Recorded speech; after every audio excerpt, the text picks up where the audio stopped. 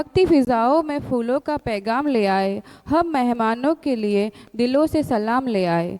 कदम कदम पर बड़े आदर सत्कार आपका, कदम कदम पर बड़े आदर सत्कार आपका।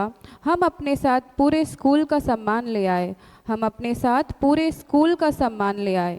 गुड इवनिंग, नमस्कार। उपस्थित अतिथिगण, डॉक्टर सुरेश पटेल सर, आदरणीय एसओएस फैमिली के managing trustee Shri Girish Amin sir, Shri KT Thakkar sir, secretary Shri Umesh Patel sir, Shri JB Prajapati sir, Shri KP Joshi sir, सभी मीडियम के प्रिंसिपल्स, टीचर्स और उपस्थित वालीगण, आप सभी का इस प्रेरणादायी parenting and child development session में तहे दिल से स्वागत है। आज का यह कार्यक्रम सिर्फ एक सेशन नहीं बल्कि पेरेंट्स और स्कूल के बीच अंडरस्टैंडिंग, बॉन्डिंग और कोलैबोरेशन को मजबूत करने का सुनहरा अवसर है। दीप की लपटों में संस्कारों की कहानी, दीप की लपटों में है संस्कारों की कहानी, प्रकाश की किरणों में है हर सपने की निशानी। आइए स्वागत करें उस क्षण का, आइए स्वागत करें उस क्षण का जो हमारी इस सुंदर शाम को दे रोशनी पुरानी।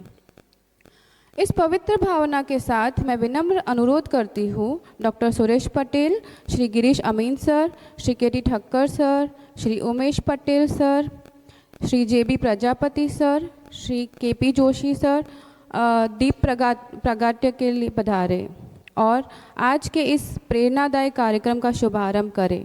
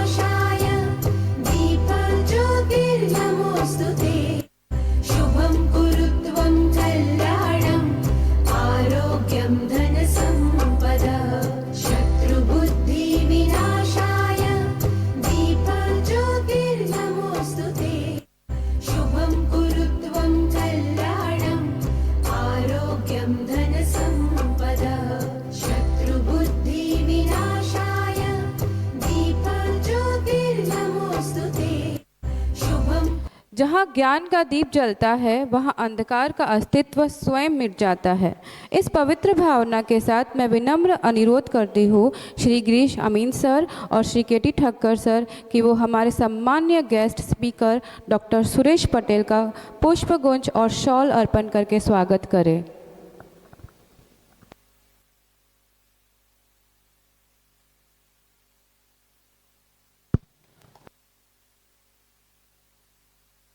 Hello hello. फिर भी बताना चाहूँगी, डॉक्टर सुरेश पटेल एक बहुआयामी व्यक्ति है जिनकी एकेडमिक जर्नी बेहद इंस्पायरिंग है। Academic background BE civil engineering, MS environmental engineering, MBA, informal studies psychology, sociology, ontology. वर्तमान में मध्यस्थ दर्शन, Bhagavad Gita and neuro linguistic programme NLP का अध्ययन कर रहे हैं। वे एक एडवेंचर पर्सनालिटी है जिन्हें रॉक क्लाइंबिंग एंड स्कीइंग के बेसिक और एडवांस कोर्स किए हैं। पूरे भारत, USA के ग्रैंड कैनॉन और ऑस्ट्रिया के कॉर्नबर्ग में ट्रैकिंग की है।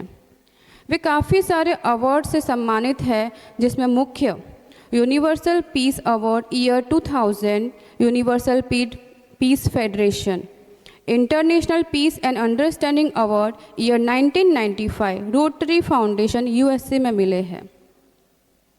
Global exposure USA, UK, Switzerland, France, Germany, Holland, Austria, Indonesia, Singapore, Belgium, Luxembourg, China, Nepal and लिंचेनस्टीन।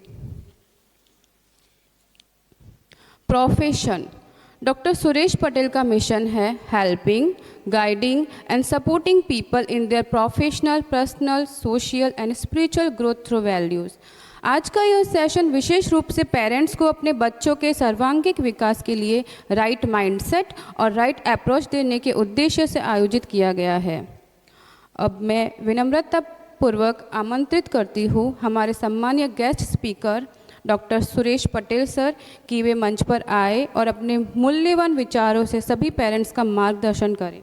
I kindly request you to come and share your valuable insights for today's programme. आपको check कर रहा हूं कि मैं ठीक बोल रहा हूं कि नहीं, क्योंकि मेरा बोलना इस माइक के ऊपर निर्भर है और आपका सुनना इस हॉल के डायमेंशन पर निर्भर है। जब सम्मानीय व्यक्ति बोल रहे थे तो मुझे लग रहा था कि थोड़ा इको है कि मुझे लग रहा था है।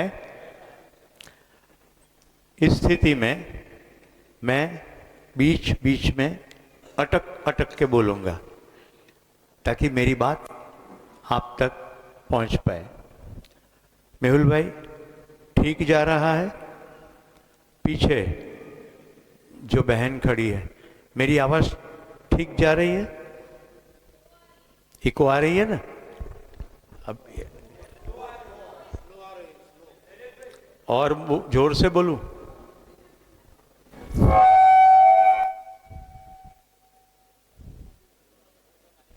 Hello hello hello. पहले तो मुस्कुराइए। विंटर यानी सर्दियों के मौसम में ज़्यादा सर्दी नहीं है, गुड न्यूज़। मॉनसून कब खत्म हुआ कोई आइडिया नहीं, पर आज तो बारिश नहीं है, गुड न्यूज़ है कि नहीं? आप में से कुछ लोग टी शर्ट में हैं और मैंने टोपी नहीं पहनी, गुड न्यूज़। हमारी कुछ एक बहनें ऐसे लगा के बैठी है जैसे हिमालय में हो। हल्के कर दीजिए, आपको बोल रहा हूँ।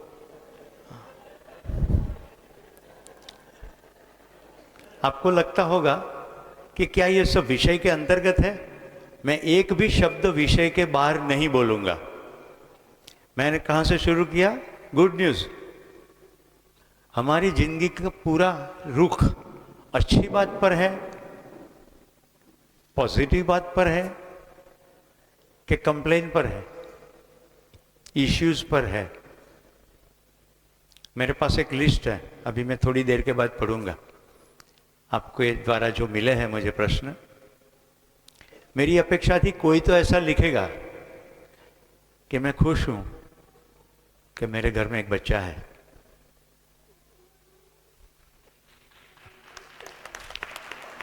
कईयों को बाद में बत्ती होती है। मैं सही बोला कि नहीं? पूरे गुजरात में घूमिए, लोगों को मिलिए तो मालूम पड़ेगा कितने लोग ऐसे हैं जो कितने प्रयत्न करते हैं, मन्नतें रखते हैं, बच्चे नहीं हैं। तो सबसे पहला गुड न्यूज़ ये है कि आप पेरेंट्स हैं। बजाइए तालियां अपने लिए।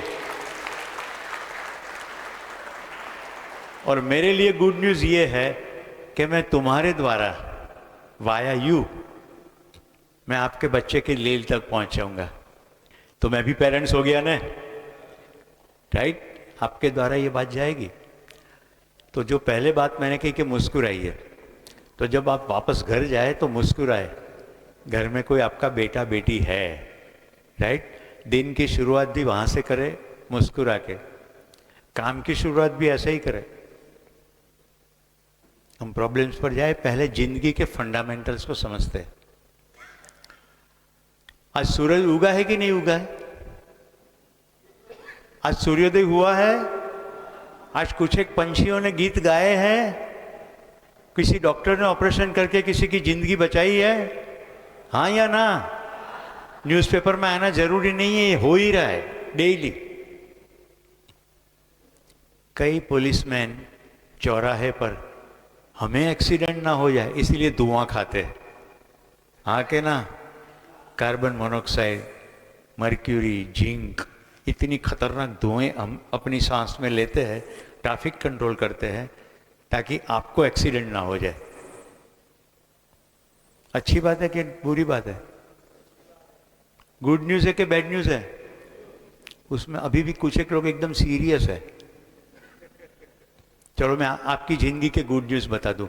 यहीं वैसे ही लोग बैठे होंगे जिनको टीबी, एड्स, कैंसर नहीं होगा। है किसी को? किसी का अस्पताल में कोई टांग लटका के नहीं होगा, तभी आप यहां बैठे होंगे। हाँ के ना? आपको आज दिन में रोटी मिली होगी, मिली थी कि नहीं? ना ना, मालपुआ મળ્યા था, रोटी ની क्या बात करो। आज शाम को छत है कि नहीं? छत है? जरा आंकड़े खोल के देखिए तो आप पाओगे कि आप बहुत खुश नसीब हो। रोटी है, छत है, परिवार है, बच्चे हैं, एक अच्छी स्कूल है, आपकी केयर करने वाले ट्रस्टीज है। मुझे तो बड़ी खुश हुई, शिक्षकों द्वारा क्रिएट गई स्कूल का ये स्कूल है। बहुत सारी स्कूल तो किसी और लोगों के द्वारा होती है, वहाँ शिक्षक काम करते हैं, यहाँ शिक्षकों के द्वारा चल रही स्कूल है। इससे बड़ी खुशनसीबी क्या हो सकती है? मैंने मेरी बात हिंदी में शुरू कर दी। अब मैं चाहूँगा आपको पूछूं कौन सी भाषा बोलूं? इंग्लिश, हिंदी, गुजराती, खिचड़ी, देशी, मेहोणी? चौथी आया छोले बता।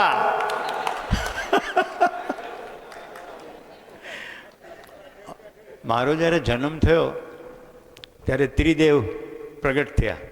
ત્રિદેવ ટ્રસ્ટ વાંચ્યું મેં અહીંયા, અને મારી માને એવું વરદાન આપ્યું કે તારો છોકરો સારો શિક્ષક થશે, પણ જે દિવસે એના ક્લાસમાં લોકો દિવેલીઓ ચહેરો લઈને બેસશે એ દિવસે એને હું ઉપાડી લઈશ।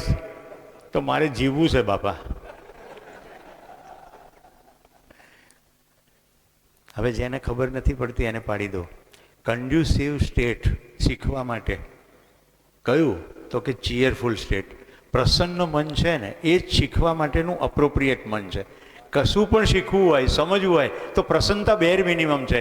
તમે તમારા બાળકોને બેસ્ટ શીખવવા માગો છો પણ એની પ્રસન્નતા છીનવી લેશો તો ક્યાંથી શીખશે? પહેલો મુદ્દો પ્રસન્નતા છે।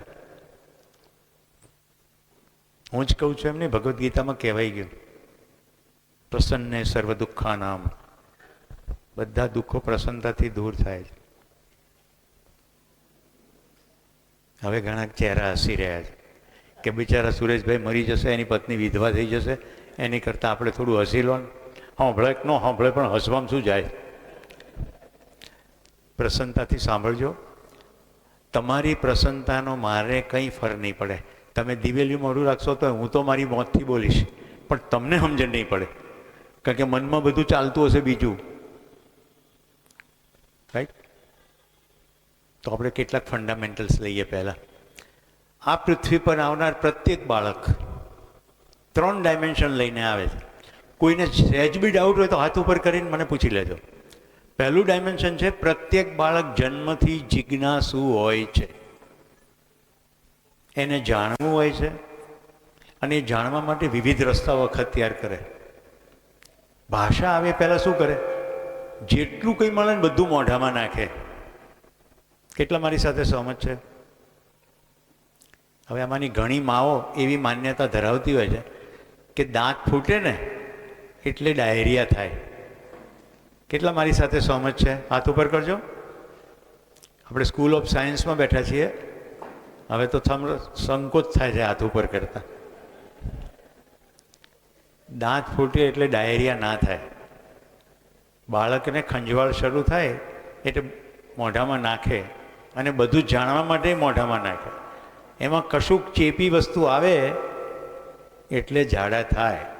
બધા રમકડા ધોઈને આપો, ધૂળમાં એક્સપોઝર ના હોય તો દાંત ફૂટી જાય, ઝાડા થાય નહીં। મેં 2 બાળકો ઉછેર્યા છે। માન્યતાઓ। અચ્છા, થોડી વાર પછી તાળીઓ પડ્યો। ઈકો માન્યતા, પ્રત્યેક બાળક જન્મથી જિજ્ઞાસુ હોય છે। પહેલો પોઈન્ટ ખબર પડી? એ જિજ્ઞાસુ છે, એને જાણવું છે, અને પેરેન્ટ તરીકે આપણે ઊણા ઉતરીએ છીએ। આપણી પાસે એની ભૂખનો જવાબ નથી, એટલે એની ભૂખનો જવાબ જ્યાંથી મળે છે એ ત્યાં જાય છે. એનું નામ મોબાઈલ છે, એનું નામ ટેબ છે, એનું નામ ટીવી છે. તમને કોઈને એમ થાય કે સુરેશભાઈ આદર્શ વાતો કરતા હશે, કમસે કમ અહીંયા મેહુલભાઈ, સતીશભાઈ, કેટલાક લોકો મારું જીવન જુએ છે, પોષકભાઈ વગેરે. મારા બંને બાળકો વગર ટીવીએ મેં ઉછેર્યા છે. કારણ કે મને બહુ પહેલાં આવી ખબર પડી ગઈ હતી કે હું જવાબ નહીં આપું તો કોણ જવાબ આપશે? કોઈ બીજો જે જવાબ આપશે એ તો કેવો આપશે? બીજો એટલે ટેલિવિઝનમાં બોલવાળો, બકબક કરવાવાળો. એક પણ સિરિયલ જો સંસારનું કોઈ સુખમય ચિત્ર છે એમાં? બધા જ ડખા. મારા એક પ્રિય કવિ પાલનપુરમાં રહે છે, મુસાફિર પાલનપુરી. આજે ઘરે જઈને યુટ્યુબમાં લખજો, મુસાફિર પાલનપુરી ડખા કાવ્ય. કેટલા ડખા! એક પણ સિરિયલ મને કહો જેમાં પતિ પત્ની પ્રસન્ન હોય, સાસુ વહુના કોઈ ઝઘડા ના હોય, પાર્ટનરશિપમાં પણ બધું સરસ ચાલતું હોય, વ્યવસાય સારો હોય, સ્વાસ્થ્ય સારું હોય, સમાજ માટે ઉપયોગી કામ કરતા હોય, એનો ઉત્સવ હોય, એવી એક પણ સિરિયલ, એક પણ કાર્યક્રમ હોય તો કહો. તો જો બાળક અને તમે બધા ભેગા મળીને આજ જુઓ છો તો એને જે જવાબ જોઈએ છે એ મળતો નથી, ખોટો જવાબ મળે છે કે સમાજ આવો છે, આવી રીતે જ જીવાય, આવી રીતે જ કરાય. તો બાળક જિજ્ઞાસુ છે. પહેલો મુદ્દો ખબર પડી ગઈ. હું પહેલાં ફંડામેન્ટલ બધા કહું છું, પછી આપણે પ્રશ્નો લઈશું. બીજું છે એ સત્ય વક્તા છે, સાચું જ બોલે જન્મથી, ખોટું બોલે નહીં. એને ખોટું ખબર જ નથી. વાસ્તવિકતા જેવી દેખાય એક્ઝેક્ટ એવી જ કે. મારા મામાનો દીકરો નાનો હતો ને, અહીંયા ભૂખ લાગી છે, એના માટે વાસ્તવિકતા શું છે? અહીંયા કશુંક થાય છે એટલે અહીંયા ભૂખ લાગી છે. પછી થોડી ભાષા આવી એટલે કે નયનને ભૂખ લાગી છે. હજી એના માટે શરીર અલગ છે પોતાનાથી, એ શરીરને જોઈ શકવા સક્ષમ છે. માતા પિતા શીખવાડે નયનને નહીં, તને ભૂખ લાગી છે. આ મોટો થતાં થતાં શીખી જાય છે કે મને ભૂખ લાગે છે. એકચ્યુઅલી મને ક્યારેય ભૂખ લાગતી નથી, શરીરને જ ભૂખ લાગે છે. મને જે ભૂખ લાગે છે એ તો કંઈક જુદી વસ્તુ છે. આપણે એ વિષય ઉપર પછી આવીશું કે મને શેની ભૂખ છે. શરીરની ભૂખ સંતોષાઈ જાય પછી પણ જે ભૂખ બાકી રહે છે એ માને લાગતી ભૂખ છે. પેટ ભરાઈ જાય હજી જાણવાની ભૂખ બંધ થાય છે? ના. પ્રેમની ભૂખ બંધ થાય છે? ના. શાંતિની ભૂખ બંધ થાય છે? ના. પેટ ભરાઈ જાય પછી એ તો ઊભી જ છે. જેને જરા પણ ડાઉટ પડતો હોય થોડા આવા પ્રશ્નો વિચારજો. શું ખાઈએ, કેટલું ખાઈએ, તો ખાધા પછી ઘરમાં કોઈની સાથે ઝઘડો ના થાય.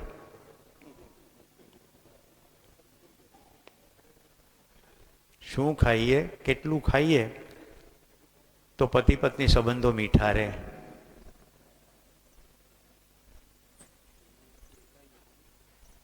કોઈ પણ ખોરાકની ઓકાત નથી કે આપણી શાંતિની ભૂખ દૂર કરે.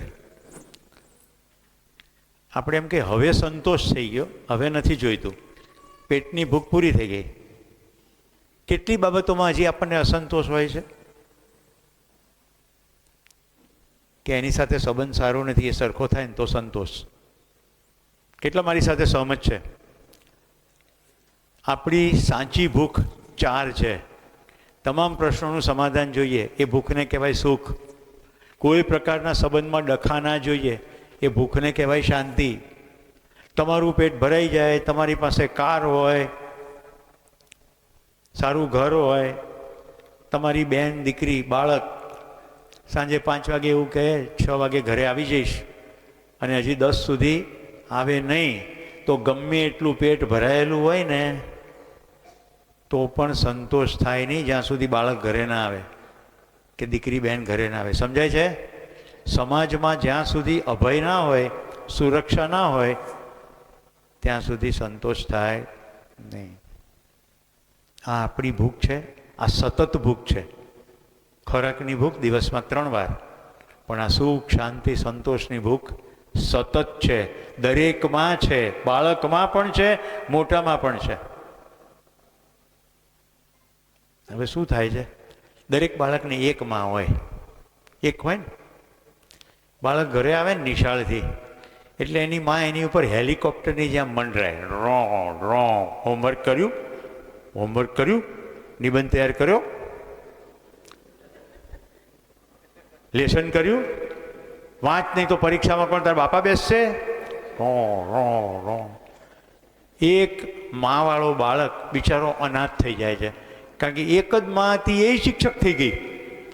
નિશાળે તો જેટલું કરવાનું એટલું કર્યું હતું, બાકી હતું એ માં પૂરું કરે છે. શિક્ષકો જાગજો, જે પણ શિક્ષકો, જો શિક્ષકો ત્રાસ ઉપાડ્યો હોય, કર્યો હોય અને માં પણ ત્રાસ કરે તો છાપું જોયું જ હશે. ગયા અઠવાડિયે 4થા ધોરણની બાળકીએ આપઘાત કર્યો છે. ગયા મહિને એક નિશાળમાં બાળકે બીજા બાળકને છરી મારી છે. આ બધું વાંચો છો કે નથી વાંચતા? બાળકને નિશાળેથી આવ્યા પછી પ્રશ્નોનો જવાબ આપવા માટે મા અને પિતામાંથી કોઈક હોવું જોઈએ. એને એ નથી પૂછવાનું કે લેશન કર્યું કે નહીં, એના માટે તો સાહેબો છે, બીજે દિવસે પૂછશે. નથી કર્યું તો કેમ નથી કર્યું? કેટલા મારી સાથે સહમત છે? આજથી પ્રતિજ્ઞા લો કે બેટા તારે નિશાળમાં આજે શેની મજા પડી, શું નવું જાણવા મળ્યું તને, તને કયા સાહેબ બહુ ગમે છે, કયા ટીચર બહુ ગમે છે, કેમ એ બહુ ગમે છે, આ વિષયમાં એવું શું છે કે તું એ વિષયમાં બહુ વાંચે છે, બહુ કરે છે, અને અમુક વિષયમાં તો તને બહુ મજા નથી પડતી. ક્વેશ્ચન પૂછો અને જે જવાબ આવે એ સાચો હશે સ્વીકારી લો. બધા બાળકને બધા વિષયમાં મજા પડે નહીં. તમે ઈચ્છો છો તમારું બાળક ખુશ રહે કે દુઃખી થાય? ખુશ રહે ને. કેટલા ઈચ્છે છે બાળક ખુશ રહે, આખી જિંદગી ખુશ રહે? કેટલાક તો બાજુવાળાને જોઈને હાથ ઉપર કરે. તમારું છે ગુછીનું લાયા છો? આટલો સિમ્પલ સવાલનો જવાબ તો આમ ના થવો જોઈએ. એ કરે કરું.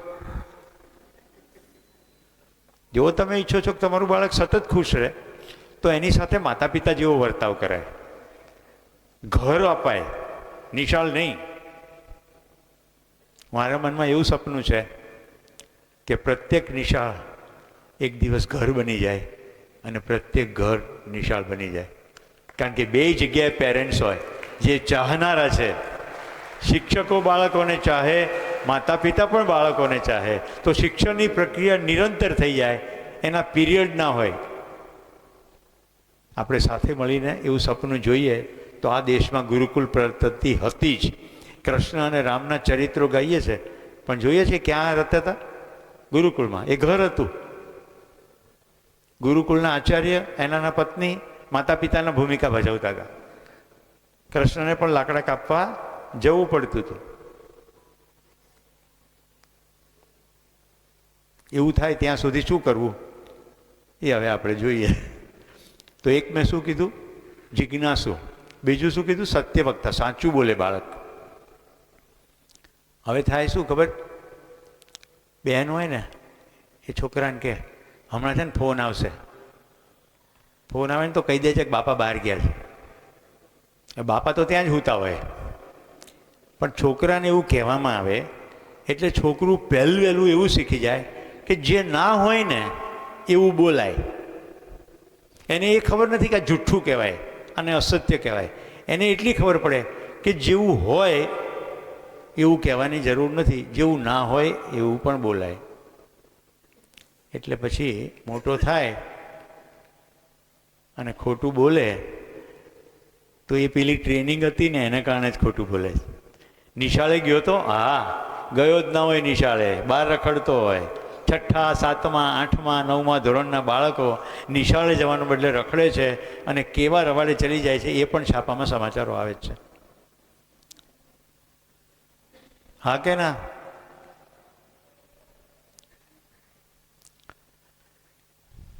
જિજ્ઞાસુ, સત્યવક્તા.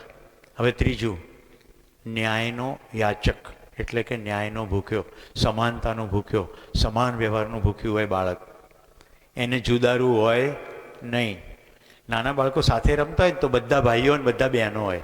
મા બાપ શીખવાડે, આ તાર કાકાનો છોકરો ભાઈ કહેવાય, આ તારા મામાનો છોકરો ભાઈ કહેવાય, અરે ડાયરેક્ટ ભાઈ કહેવાય. આવું જુદારું આવું કરાય?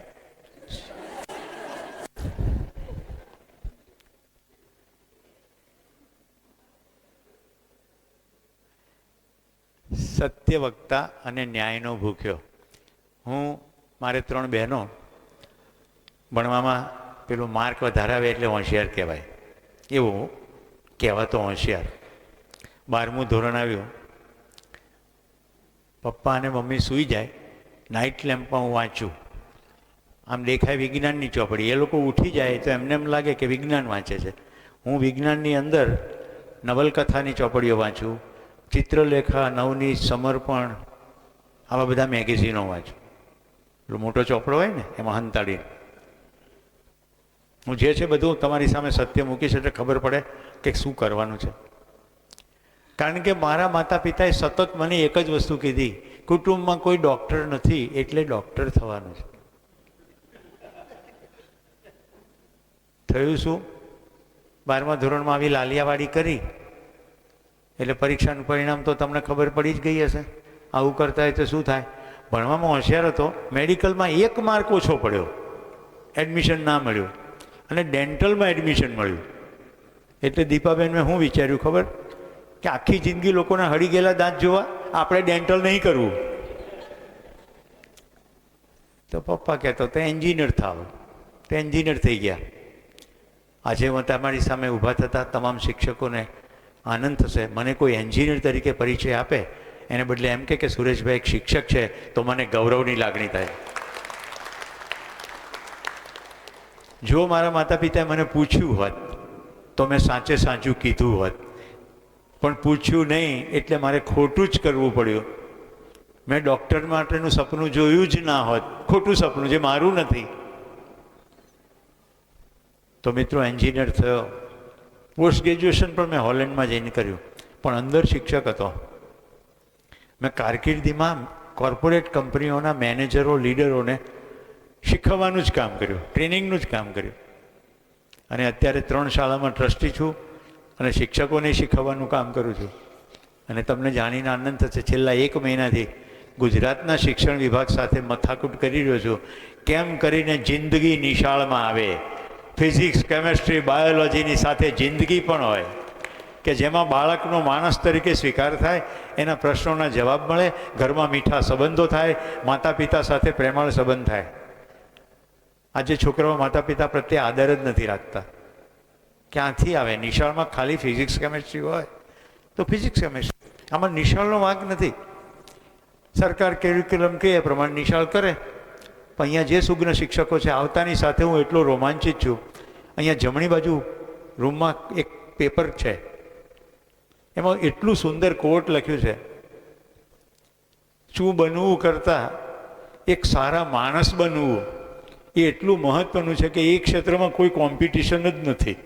મતલબ કે સારો માણસ બનવું એ મુખ્ય કાર્યક્રમ છે. એટલે હું અભિનંદન આપું છું આ સ્કૂલના ટ્રસ્ટીઓ, શિક્ષકોને, કે જ્યારે આચાર્યના રૂમમાં આ પ્રકારનો કોટ હોય તો સંસ્થાનું ફોકસ સારા માણસ બનવા તરફ છે. હું મારી જાતને તમારી સામે ઓફર કરું છું, તમે એ દિશામાં કંઈ કરવા માગતા હો તો હું તમારી સાથે છું. આપણે આ નિશાળની અંદરથી સરસ માણસો કેવી રીતે બને એની શિક્ષકોની તાલીમ કરીએ, પેરેન્ટ્સનું પર ઓરિએન્ટેશન કરીએ. આજે એમાંથી થોડા મુદ્દાઓ કહીશ. મુસ્કુરાવો. પ્રત્યેક બાળક જિજ્ઞાસુ, સત્યવક્તા અને ન્યાયનો યાચક. ન્યાય, રાઈટ? એના પ્રશ્નો સમજાય, એની મૂંઝવણો દૂર થાય, કોઈ જુદારું કરવામાં ના આવે, કોઈ વૈમનસ્ય ના હોય. આ એની ડિઝાઇન છે. આ ડિઝાઇનને સન્માનીએ અને એને અનુરૂપ કામ કરીએ તો બધા પ્રોબ્લેમ સોલ્વ થશે. હવે મારી સામે જેટલા પ્રોબ્લેમ્સ આવ્યા છે એ પહેલાં હું પ્રોબ્લેમનો એક સર્વે તમારી સામે મૂકી દઉં છું, એટલે તમને એમ ખ્યાલ આવી જાય કે હું જે તમને સમાધાન આપું એ સમાધાન આ પ્રશ્નોને અનુરૂપ છે. કારણ કે એવું બને કે તમારામાંથી કેટલાકે આમાંનો પ્રશ્ન ન પણ પૂછ્યો હોય તો હું જ્યારે જવાબ આપું ત્યારે તમને એમ થાય કે કયા વિષય પર વાત કરે. Common question arriving from parents, always mobile game playing, right? વધારે પડતો ગુસ્સો અને જિદ્દી જીતનો સ્વભાવ. Child addicted by mobile, again એનું એજ. How to get a child to utilize time fruitfully at home, કેવી રીતે સમયનો ઘરમાં સદુપયોગ થાય. Stage fear, unable to speak with unknown person, અજાણ્યા માણસ સાથે વાત કરવાનો સંકોચ અને સ્ટેજનો ડર. કોઈ પણ સૂચન મા બાપ કરે તરત રિસાઈ અને નર્વસ બની જાય છે. Hyperactive, teachers not educated properly, આ શિક્ષક ઉપર આપણે આંગળી ચીધી છે કે શિક્ષકો જ બરાબર એજ્યુકેટેડ નથી. Tension free, target free education કેવું હોવું જોઈએ? Tension free, target free. મૌલિક વિચાર શક્તિ અને લખવાની કુશળતાનો અભાવ. Overall development and practical approach towards life, આ શબ્દ છે ને પથ્થારી ફેરવી નાખી છે. ઓવરઓલ ડેવલપમેન્ટ, ખબર છે જે પૂછે છે એને કે એને ઓવરઓલ ડેવલપમેન્ટ કહેવાય કોને?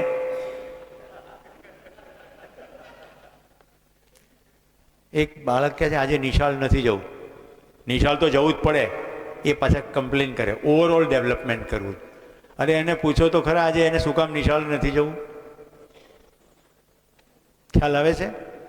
એનો કોઈક રીતે મૂડ નથી, શરીરમાં તકલીફ છે, મનમાં કોઈ મૂંઝવણ છે, નિશાળમાં એને ડર લાગે છે, કશીક તો ઘટના ઘટી છે, નહીં તો શું કામ નિશાળ ના જાય?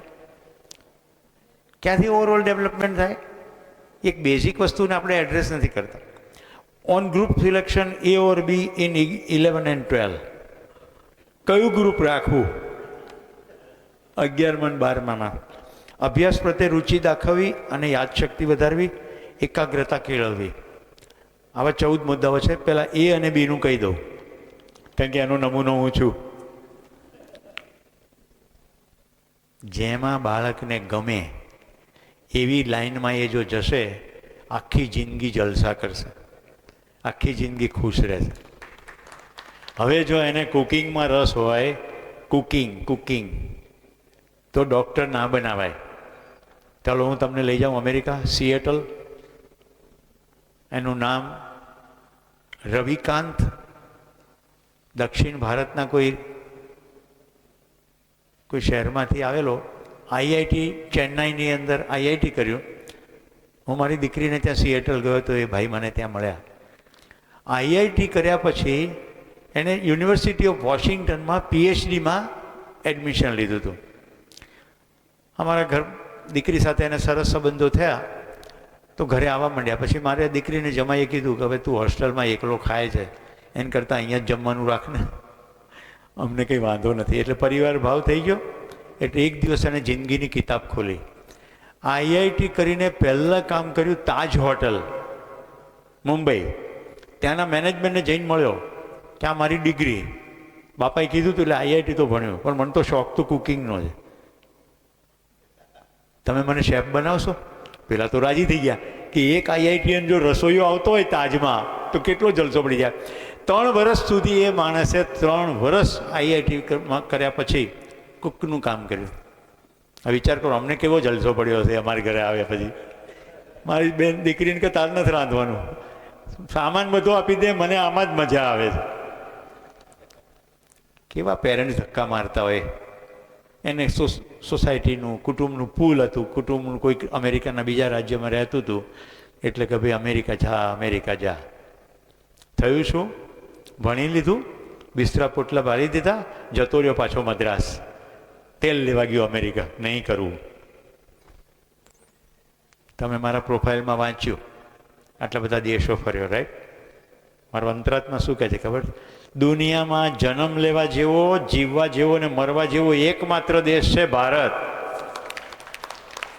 પણ જોતા આવડે તો.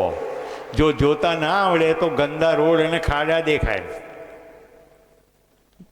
એટલું બધું અદ્ભુત આપણા દેશમાં છે. તો 11માં 12માં કયું ગ્રુપ લેવું બાળકને પૂછો. હું તમને ટેકનિક થોડીક બતાવીશ, એના આધારે તમને ખબર પડે કે એને રુચિઓ કઈ છે. પછી પ્રોગ્રામમાં અપેક્ષા શું રાખો છો? To avoid playing online game and more interesting in his subject. સબ્જેક્ટમાં રસ લે પણ ઓનલાઈન ગેમ ના રમે. પછી હું ભલે યુટ્યુબ જોઉં પણ મારા છોકરાએ ઓનલાઈન ગેમ રમવાની નથી. મારી ભાષા સમજાય છે? તમે યુટ્યુબ, ઇન્સ્ટાગ્રામ, ફેસબુક કરો તો તમે જુદા પ્રકારની ગેમ રમો જ છો. કયા આધારે કહો કે એ ના રમે? એની ગેમ જુદી, તમારી ગેમ જુદી, પણ છે તો ઓનલાઈન ગેમ જ. To have healthy relationship between teacher and student environment which is really reflect actual CBSE. Many students speaking in rude way. This is rectified because my ward has started speak in this way. મારો છોકરો rude ભાષા, રદ્દી ભાષા, rough ભાષા, અનાદરની ભાષા બોલે છે. Get child to learn importance of time management in study and life. એટલે સમયનું ભાન અભ્યાસ અને જિંદગીમાં આવે. Increase quality education with extra curricular activity. એટલે નિશાળ એક્સ્ટ્રા ક્યુરિક્યુલર એક્ટિવિટી વધારે. મેં શિક્ષણ વિભાગને કહ્યું છે શાળામાં જેટલું થાય એ બધું ક્યુરિક્યુલર જ હોય, એક્સ્ટ્રા ક્યુરિક્યુલર હોય નહીં. નામ આપવાનું બંધ કરો એક્સ્ટ્રા ક્યુરિક્યુલર. રુચિ અનુરૂપ સ્પોર્ટ્સ અપાય, રુચિ અનુરૂપ એક્ટિવિટી અપાય, પણ કરવી તો પડે જ. મને આટલું ભણ્યા પછી અફસોસ છે કે મને રાંધતા આવડતું નથી. હું પછાત કહેવાઉં મારી પોતાની દ્રષ્ટિએ. મને આટલું ભણ્યા પછી મારો રોટલો રાંધતા ના આવડતું હોય તો હું પછાત કહેવાઉં. તો શું શીખવવાનું છે? બેઝિક સ્વાવલંબન શીખવવું પડશે. ગ્લોબલ ચેલેન્જીસ છે. કાલે તમારો દીકરો પાલનપુરમાં નહીં હોય, પેરિસમાં હોય, એને એ શીખવવું પડશે કે પેરિસમાં ખવાય કેવી રીતે. નહીં તો પછી ગમે તે ખાશે. ખાશે કે નહીં ખાશે? અત્યારના યુવાનોમાં અલ્સરેટિવ કોલાઇટિસની મોટી બીમારી છે. Ulcerative colitis. કચરો બહારનો ખાઈને અલ્સર પડે, અને અલ્સર પછી કદી રૂજાય નહીં. ખોરાક પસાર થાય, છોલાય. ના ખોરાક ખાય તો રૂજાય જ નહીં. એટલે અમુક પ્રકારનો ખોરાક ખાવાનો. બધી જ પ્રકારની મર્યાદાઓ આવી જાય. તો બેઝિક રાંધતા આવડવું જોઈએ. બટન ટાંકતા ના આવડતું હોય, એન્જિનિયર હોય, ફ્યુઝ બાંધતા ના આવડતું હોય, દૂધ લેવા જવાનું હોય તો કે સ્કૂટર, જેને કારની સગવડ હોય તો કાર લઈને દૂધ લેવા જાય, એ ટાંટિયા ના ચલાવતો હોય. ડોસા જોઉં છું કોલેજમાં, આમ વાંકા વળી ગયા હોય, એને યુવાન કહેવાય? બે પગ ઉપર ઊભો ના રહેતો હોય. બરોબર બોલું છું ને સાહેબ? હું હવામત નથી બોલતો. પાછલા 25 વર્ષથી કડી યુનિવર્સિટીમાં 5-5 દિવસનો લીડરશિપ પ્રોગ્રામ ચલાવું છું. હું વિદ્યાર્થીઓ સાથે હોસ્ટેલમાં રહું છું 5 દિવસ. એટલે મને બિલકુલ નાળ પકડાય છે. શું બોલે છે, શું વિચારે છે, શું કરે છે, શું પ્રોબ્લેમ છે. એક પ્રસંગ કહીશ એટલે તમે હલી જશો. દીકરીનું નામ જીલ પ્રજાપતિ. રિસેસ પડે એ પહેલાં મને પત્ર મૂકી ગઈ કે સાહેબ એક મૂંઝવણ છે, જરા વાંચી લેજો. લંચ બ્રેકમાં હું વાંચી ના શક્યો, ચેરમેન સાથે મિટિંગ હતી. પાછી આવી રિસેસ પડ્યા પછી અમારું સેશન શરૂ થયું. સાહેબ હું પાછો લઈ જાઉં છું, મારે થોડું વધારે એડ કરવું છે. લઈ જાઓ બેટા. સાહેબ સાંજે પત્ર વાંચ્યા પછી આખી રાત હું સૂઈ શક્યો નહીં. એ પત્રમાં એની પ્રશ્ન હતો અને પાછળ એટેચમેન્ટમાં એની માએ આત્મહત્યા કરતા પહેલાં જે નોટ લખી હોય, સુઇસાઇડ નોટ, એ સાથે બીડી હતી. શું થયું હતું ઘટના? ભાઈ અપંગ હતો. માં અંધશ્રદ્ધામાં પત્રમાં લખતી ગઈ કે મારા પાપને કારણે છોકરો અપંગ જન્મ્યો, અને જીલ તું એવું કહે છે કે હું આખી જિંદગી ભાઈની સેવા કરીશ, પરણીશ નહીં, તો છોકરો એવો ને તારી જિંદગી બી ખરાબ થાય. એના માટે કારણરૂપ તો અમે બે જ છીએ. એટલે હું પહેલાં ભાઈને મારી નાખું છું અને પછી હું મરી જાઉં છું. વિચાર કરો કેવી સ્થિતિ સાથે બાળકો આપણી સામે આવતા હોય. મેં એની સાથે કામ કર્યું અને એ દીકરીએ ચેલેન્જ લીધી. આખી યુનિવર્સિટીના બધા વિદ્યાર્થીઓનો સંપર્ક કરીને કોઈનાય ઘરે આવી કંઈ પણ સ્થિતિ હોય તો કાઉન્સેલિંગની જવાબદારી, એના માટે ટીમ ઊભી કરી.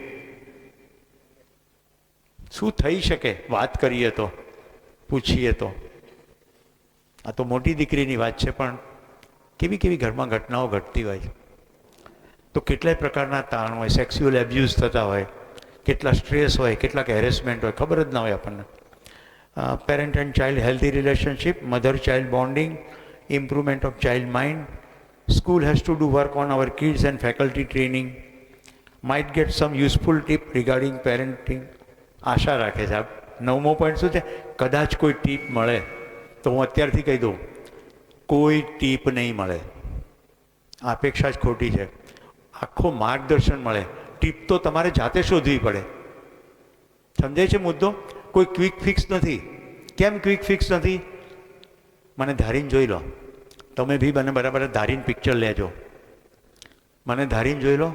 આ સંસારમાં મારી જેવો એક પણ વ્યક્તિ નથી, અને તમારી જેવો પણ એક પણ નથી. અભિમાન કરવાની વાત નથી.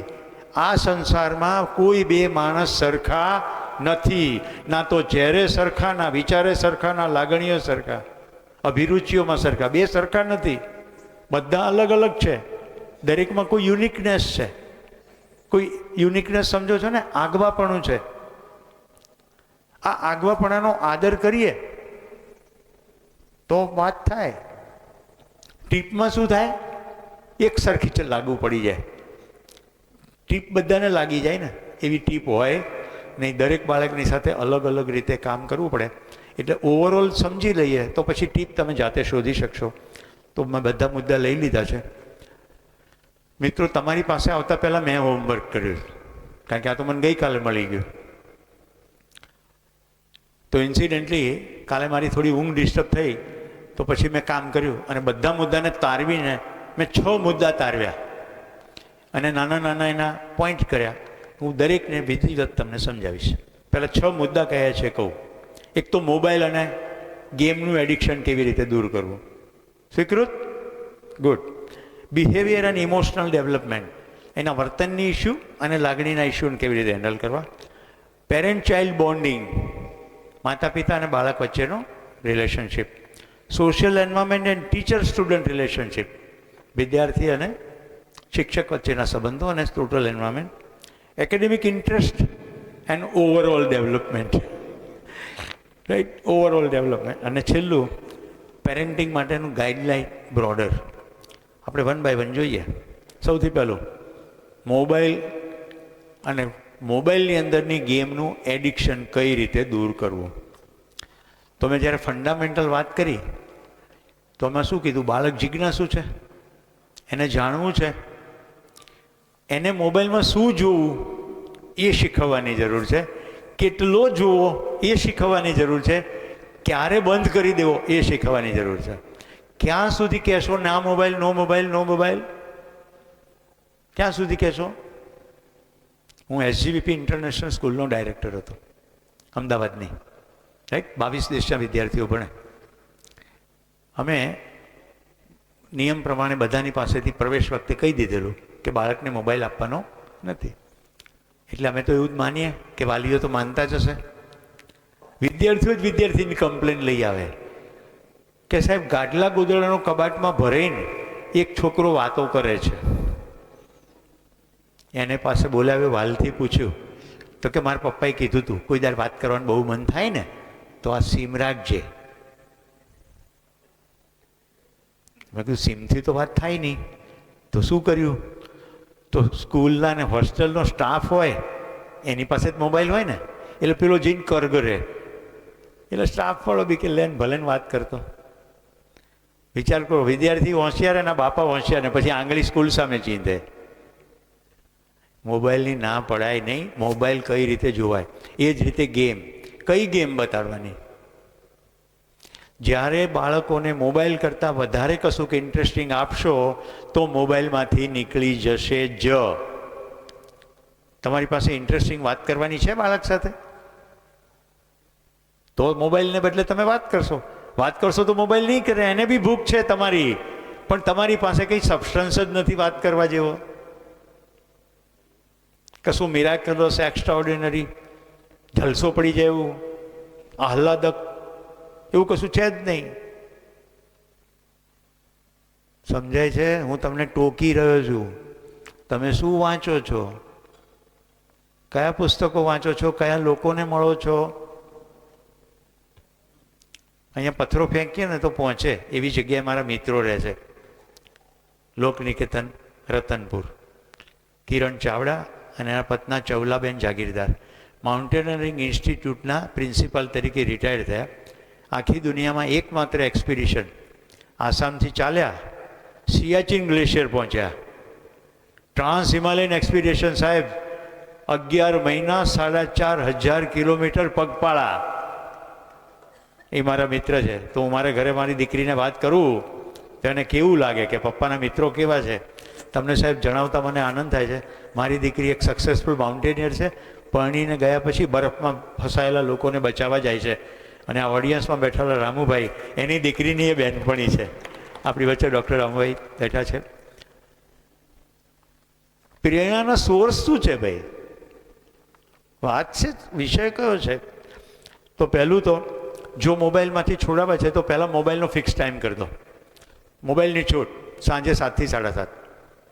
ના પાડવાને બદલે મોડરેશન, એડેપ્ટેશન.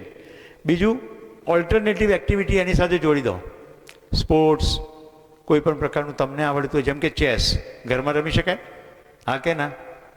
બોર્ડ ગેમ આવે છે વિવિધ પ્રકારની, જેમાં ખાસો દિમાગનો ઉપયોગ કરવાનો આવે. પત્તા નહીં, હા, પત્તા તો બહુ કોમન છે, બધાના ઘરમાં હોય. બોર્ડ ગેમ જુદા જુદા પ્રકારની આવે, એમાં ઇન્વોલ્વમેન્ટ થાય આખા પરિવારનું. મંડો રમવા. મને આટલી ઉંમરે પણ બોર્ડ ગેમ ગમે છે, નવરાશ નથી. એક જ વાર રમે તો ખબર પડી ગઈ, આમાં તો બહુ દિમાગ ચલાવવાનું. બાળકને તો એવું જ કરવું છે, પણ પેલું ઇઝીલી મળી જાય છે અને જે જોઈએ છે એ મળતું નથી.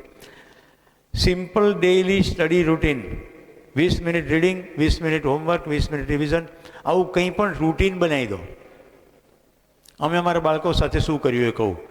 આખું ગામ ટીવી જોતું હોય અને અમારા ઘરમાં ટીવી ના હોય તો અમારા મિત્રો શું કહે, સુરેશભાઈ આદર્શવાદી છે. હું કહું મારા બાળકો સાથે વાત કરો. તો અમારા બાળકો શું કહે કે બહુ રમવાની મજા આવતી હતી, પછી સિરિયલ આવીને એટલે રાજ તો જતો રહ્યો, વૈશાલી તો જતી રહી. મતલબ કે એ સમીક્ષા કરતા થઈ ગયા કે રમતની મજા પડતી હતી, પણ હવે એ લોકો તો ટીવીમાં ઘૂસી ગયા. પોઈન્ટ સમજાય છે? તો સાથે બેસીને કશુંક વાંચવાનું, સાથે બેસીને રમવાનું, આ છે સંવાદનું માધ્યમ. એ રમતા રમતા વાત થાય, એ વાતમાંથી પ્રશ્નો આવે, એ પ્રશ્નોનો ઉકેલ થાય. આપણે સારો મૂડ હોય ત્યારે પ્રશ્ન નથી ઉકેલતા, એ કંઈક ખોટું કરે ત્યારે ટોકીએ છે, એટલે નથી થતું. ખ્યાલ આવી ગયો? મોબાઈલનું ડી એડિક્શન કેવી રીતે કરાશે, મોબાઈલનું મોડરેશન, અને હવે તો પેલું પેરેન્ટલ કંટ્રોલ આવે છે, એટલે અમુક કચરો જોવે નહીં એવું તમે સેટિંગ કરી શકો છો. હું તો શું કરું, તમારી જગ્યાએ મારે નાનું બાળક હોય તો ચાલ આપણે સાથે મોબાઈલ જોઈએ અને ગાઈડ કરીએ કે આમાં આ જોવા જેવું છે, આ કચરો છે, આ ફાલતુ છે. આવું કચરો જાય તો આપણું દિમાગ બી કચરા જેવું થાય. હું બધાને રેકમેન્ડ કરું છું, ઘરમાં ટેલિવિઝન હશે, કોસ્મોસ સિરિયલ શરૂ કરો કાલથી. 13 એપિસોડ છે, હિન્દીમાં પણ અવેલેબલ છે, ઇંગ્લિશમાં પણ છે. આખી માનવજાતનો વિકાસ કેવી રીતે થયો, સંસ્કૃતિઓ કેવી રીતે વિકસી, વિજ્ઞાન કેવી રીતે શોધાયું, એનું સુંદર ચિત્રણ કાર્લ સેગન નામના વૈજ્ઞાનિકે કર્યું છે. અને હવે એની ફરીવાર સિઝન આવી છે. એનો જ વિદ્યાર્થી કાર્લ સેગનનો, ઓગ ટ્રાઇસન ધ ગ્રાસ એવું કંઈક નામ છે. એણે વધારે સરસ ટેકનોલોજીથી એ સિરિયલ બનાવી છે. તો બાળકનું સાયન્ટિફિક ટેમ્પરામેન્ટ થશે. તમે સાહેબ ક્યારેક સ્કૂલમાં અનુકૂળતા હોય ને, આ સ્કૂલમાં, તો ચંદ્રપ્રકાશ દ્વિવેદીને બોલાવો. ચંદ્રપ્રકાશ દ્વિવેદી જેણે ચાણક્ય સિરિયલ બનાવી, ઉપનિષદ ગંગા બનાવી. ઘરમાં ટેલિવિઝનમાં આખો પરિવાર ચાણક્ય સિરિયલ સાથે બેસીને જુઓ. પછી કનૈયાલાલ મુનશી જેવા 2-3 લેખકો છે, ગુણવંતરાય આચાર્ય, એ લોકો ચાણક્ય ઉપર લખ્યું છે. ભગવાન કૌટિલ્ય, ચાણક્ય એવા ટાઇટલ છે. સિરિયલ જુઓ, સમાંતર સમાંતર વાંચો અને કહો કે સિરિયલમાં આમાં શું ફરક છે. બાળકને એટલી વાત કરવાની મજા પડશે કે લેખકે આવી રીતે કીધું છે, પણ ટીવીમાં તો આવી રીતે બતાવે છે. ક્રિટિકલ થિંકિંગ શરૂ થશે. આવું કંઈ હોય, આવું તો હોતું હશે, એવા પ્રશ્નો શરૂ થશે. તો વાત ઉપર સંવાદ થશે. એટલે જોવાનું આપણે નક્કી કરવાનું કે ટીવીવાળો કે જોવાનું, આપણે નક્કી કરવાનું કે શું જોવું છે. સેકન્ડ, બિહેવિયર અને ઇમોશનલ ડેવલપમેન્ટ, વર્તનનું અને લાગણીનું સંતુલન. તો પહેલું, એઝ એ પેરેન્ટ્સ આપણને આપણી લાગણી સંતુલિત કરતાં આવડે છે ખરી? આખી સ્કિલ છે coping with emotion. 10 life skill છે. જો માતા પિતાને આ 10 લાઈફ સ્કિલ ના આવડતી હોય તો તો એ બાળકોને ટ્રાન્સફર કરી શકશે નહીં. નિશાળ બધે પહોંચી શકે નહીં. સ્વીકારી લો. 10 સ્કિલ કહું છું. કઈ 10 સ્કિલ? સેલ્ફ અવેરનેસ, પોતાની જાગૃતિ. જ્યારે બાળક અપસેટ હોય ત્યારે એની સાથે બેસીને કહો તને શું થાય છે બોલ. એ શબ્દ આપશે ને કે મને ગુસ્સો આવે છે, મને ચીડ ચડે છે, મને કંટાળો આવે છે, એ મંગલવેળામાં એ ઇમોશનને જોતો થઈ ગયો. જો ઇમોશનને જોશે તો ઇમોશનની ગ્રીપમાંથી ડ્રોપ થઈ જશે. ગુસ્સો ના કર એવું ના કહેવાય. શું થાય છે ભાઈ? બહુ ગુસ્સો આવે. શેનો ગુસ્સો આવે છે? એમ પ્રશ્ન કરતાં કરતાં એ પોતાના ગુસ્સાને જોશે. આ બધું વૈજ્ઞાનિક સંશોધનના અંતે કહું છું. ઇમોશનલ કોઈ પણ ઇસ્યુમાંથી દૂર થવું હોય ઇમોશનને જોતા આવડવું જોઈએ. ડેનિયલ ગોલમેનનું સુંદર પુસ્તક છે ઇમોશનલ ઇન્ટેલિજન્સ. એમાં 4 સ્ટેપમાં કેવી રીતે પોતાની ઇમોશનને હેન્ડલ કરે એ શીખ્યું છે. એનું પહેલું સ્ટેપ છે કઈ ઇમોશન છે એની અવેરનેસ. રાઈટ. અત્યારે એક પેરેન્ટ્સ ઊંઘી રહ્યા છે આ હોલમાં. એટલે કેટલો મહત્વનો પ્રોગ્રામ છે ખબર પડી જાય ને. મારા જેવા વક્તાએ ક્યારે બંધ કરવું એની ખબર પડી જાય. 2 મિનિટની કુલિંગ સ્ટ્રેટેજી રાખવાની. જેવો ગુસ્સો આવે, ચીડ ચડે, 2 મિનિટ તમારે શાંત થઈ જવાનું અને એને કહો 2 મિનિટ બેસ, કશું જ નહીં બોલવાનું. આ કુલિંગ ટાઈમ છે. રાઈટ. પાણી પીએ, શક્ય હોય તો તમે આપો. એને જરા એના ઇમોશનની અંદર વહેવા દો. આપણો નિજી સ્વભાવ શું છે ખબર છે? આપણને વિષમતા ગમતી જ નથી. સમસ્થિતિમાં જ આવવું ગમે છે. એટલે કોઈ પણ આવેશ અપનો હોય કે નીચે હોય આપણને કુદરતી રીતે સ્વીકાર્ય નથી. તમે બધા પોતાને જુઓ. અત્યારે ગુસ્સો થઈ જાય પછી શું થાય છે કે આ ના કર્યો હોત તો સારું હતું. કેટલા મારી સાથે સહમત છે? ગુસ્સો થઈ ગયા પછી તો આપણા માટે જે સાચું છે એ બાળક માટે સાચું છે. એટલે એને કુલિંગ ટાઈમ આપો એટલે એને તરત ખ્યાલ આવશે આ ના કર્યું હોત તો સારું. સોરી કહેશે તરત. Build confidence through small stage exposure. હા, જે ડરની વાત છે એ લઈ લઈએ. સ્ટેજ ઉપર જતાં પહેલાં નાના નાના સ્ટેજ આપવાના છે. બજારમાં એને લઈ જાઓ, એને કહે છે દુકાનદારની સાથે વાત કર, તું લઈ આય. એટલે વાત કરવી પડશે કે નહીં? 1 to 1. આમ નાના નાના 1 to 1 એક્સપોઝર આપો. પછી એમ કહું કે સોસાયટીમાં બધા ઘરે જઈને આટલું કહી આય, કોઈ કોમ્યુનિકેશન કરી આવ. એમ એનો દર તૂટતો જાય. પહેલાં 1 to 1, પછી 1 to many, પછી સ્ટેજ ઉપરની વાત આવે. આપણે સીધું સ્ટેજ ઉપર ઊભું કરી દઈએ છીએ. હવે વૈજ્ઞાનિક કારણ એટલું છે, બાળકને 2 જ ભય છે જન્મથી. 2 જ ભય છે, બીજા કોઈ ભય નથી. પહેલો ભય છે લાઉડ સાઉન્ડ, એટલે મોટો અવાજ. બાળક જ્યારે માના પેટમાં હોય ને 4.5 મહિને એમ કે છે એમાં જીવ આવે. માને ખબર પડે મૂવમેન્ટ શરૂ થાય, તે પહેલાં મૂવમેન્ટ ના હોય. આ 4.5 મહિનાથી 9 મહિના ડિલિવરી થાય એ દરમિયાન એ એક જ અવાજ સાંભળે. એની માના શરીરમાં જે રક્ત પરિભ્રમણ થાય નળીઓમાં એનો અવાજ. તમારે અવાજ સાંભળવો છે તો 2 કાનમાં આંગળી નાખજો.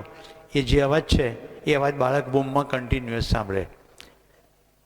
એવા પ્રયોગો થયા છે કે બાળક હેરાન કરતું હોય ને તો એનું રેકોર્ડિંગ સંભળાવે એટલે ઊંઘી જાય. એ અવાજનું રેકોર્ડિંગ સંભળાવે એટલે ઊંઘી જાય. તો એને એ સ્ટેટ જ ખબર છે. એટલે લાઉડ સાઉન્ડનો એક તો ડર છે. બીજો છે હૂંફનો અભાવ. એ માના પેટમાં પાણીની અંદર બધી બાજુથી કવડ છે, એટલે બધી બાજુથી હૂંફ છે. આ બધી માઓ જવો, નાનું બાળક હોય તો શું કહો? ઢબૂરી દો, ઢબૂરી દો, એવું સાંભળો છો? બધી બાજુથી ગોદડું નાખી દે એટલે સૂઈ જાય. એને હૂંફનો અનુભવ જોઈએ. જે બાળક એની માના ખોળામાં લાંબો સમય મોટું થતું નથી એ બાળકને હૂંફની ભૂખ પછી આખી જિંદગી રહે છે. હૂંફ આપવાની છે. ખૂબ નાના બાળકો એને વારંવાર ભેટવાનું છે, એને ટચ કરવાનું છે. શહેરોની અંદર હ્યુમન ટચ જતો રહ્યો છે. રાઈટ. આમ પાછું આટલું જ મલાવવાનું, વધારે નહીં. વધારે હાથ, જે હાથ નથી આપતો દિલ શું આપશે? સમજાય છે? તો હ્યુમન ટચ મિસિંગ થતો જાય છે. તો એ હ્યુમન ટચ. પછી કેટલું ફોકસ વધારવા માટે રીડિંગ પઝલ. એક પેલા એક રોમ્બિક ક્યુબ આવતા હતા, ખબર છે? પછી છાપામાં ક્રોસવર્ડ પઝલ આવે છે, સુડોકુ આવે. એના બ્રેનને ચેલેન્જ થાય એવી કોઈ પણ પઝલ લાવી દો, પઝલની અંદર એની ક્રિએટિવ ફોર્સ વર્ક કરવાનું શરૂ કરશે, કારણ કે પઝલ સોલ્વ કરવામાં દિમાગ ચલાવવું પડે ને, રાઈટ? તો એનાથી એનું ફોકસ વધશે. અચ્છા, આજકાલ મંડલાની બહુ ફેશન નીકળી છે. મંડલા એટલે ગોળ હોય, એમાં નાના નાના ગોળ હોય, પછી બધી ડિઝાઇન હોય. કોઈ પણ પ્રકારનું ચિત્રકામ, પીંછી કામ, પેન્સિલ કામ એકાગ્રતા જોઈશે કે નહીં જોઈએ? નહીં તો લીટી જતી રહેશે બહાર. એવું ચિત્રકામ કરવાનું પ્રોત્સાહન આપશો તો એકાગ્રતા કેળવાતી જશે. હું દર વર્ષે જંગલમાં 4-5 દિવસનો બાળકોનો શિબિર કરું, ટીનેજરોનો. એમાં હું એમને શું કહું, આટલા જંગલમાં રખડી આવો અને ફૂલોને જોઈને આવો, અને તમારે અડધો કલાક ફૂલ જોવાના છે, પછી જોવાના નથી. હું તમને કાગળ અને પેન્સિલને બધું આપીશ, એક્ઝેક્ટ જેવું ફૂલ છે એવું દોરવાનું છે. તો કેવી રીતે જોશે? એવી રીતે જોશે કે કંઈ મિસ્ટેક ના થાય. પાંખડીનો રંગ કેવો છે, આકાર કેવો છે, ક્યાંથી વળેલું છે, ક્યાં ડાઘો છે, બધું જોશે. પછી ફૂલ દોરી લે. એટલે હું કહું, પાંદડા એ તો કે સાહેબ જોવાનું નહોતું કીધું, જાઓ પાછા, હવે પાંદડા જોઈ આવો. પછી વગર કીધે આખો છોડ જોઈને આવે કે આ તો કહેવાય નહીં સાહેબ, પછી એમ ભાઈ કે થડ દોરો. તો આ સાવ નાની એક્ટિવિટીથી અમને ખબર પડે, હા અમને જોતા આવડે છે. જેવી પોતાની તરફ ધ્યાન જાય, જોતા આવડે છે, તો પછી ખાલી ઈશારો જ કરવાનો રહે. આવું જ ગણિતનું વિજ્ઞાનનું છે. જરા ધ્યાનથી જુઓ તો ગણિતે આવડી જાય ને વિજ્ઞાને આવડી જાય. કોઈ વિષય ના આવડે એવું છે જ નહીં. પણ આપણે એની મૂળ કેપેસિટી ઉપર ધ્યાન દેવાને બદલે પેલા વિષયનું ધ્યાન દેવડાવીએ. હવે પેરેન્ટ ચાઇલ્ડ બોન્ડિંગ, માતા પિતા અને બાળક વચ્ચેનું બોન્ડ, એક જ રસ્તો. તમે વાત કરો તો થોડું સારું લાગે. આ દૂરનું આકાશ મને મારું લાગે. વૃક્ષ અને પંખી બે વાતો કરે છે ત્યારે ખીલે છે લીલેરો રંગ. ભમરાના ગુંજનથી જાગી ઉઠે છે ફૂલોની સૂતી સુગંધ. તમે મૂંગા તો જણનું પણ ખારું લાગે. તમે વાત કરો તો થોડું સારું લાગે. આ તો કવિતા કહી હતી મેં તમને. તમે બાળક સાથે વાત કરો તો બાળકને સારું લાગે અને તમને સારું લાગે. બાળક કેવડો હોવો જોઈએ? કોઈ પણ ઉંમરનો.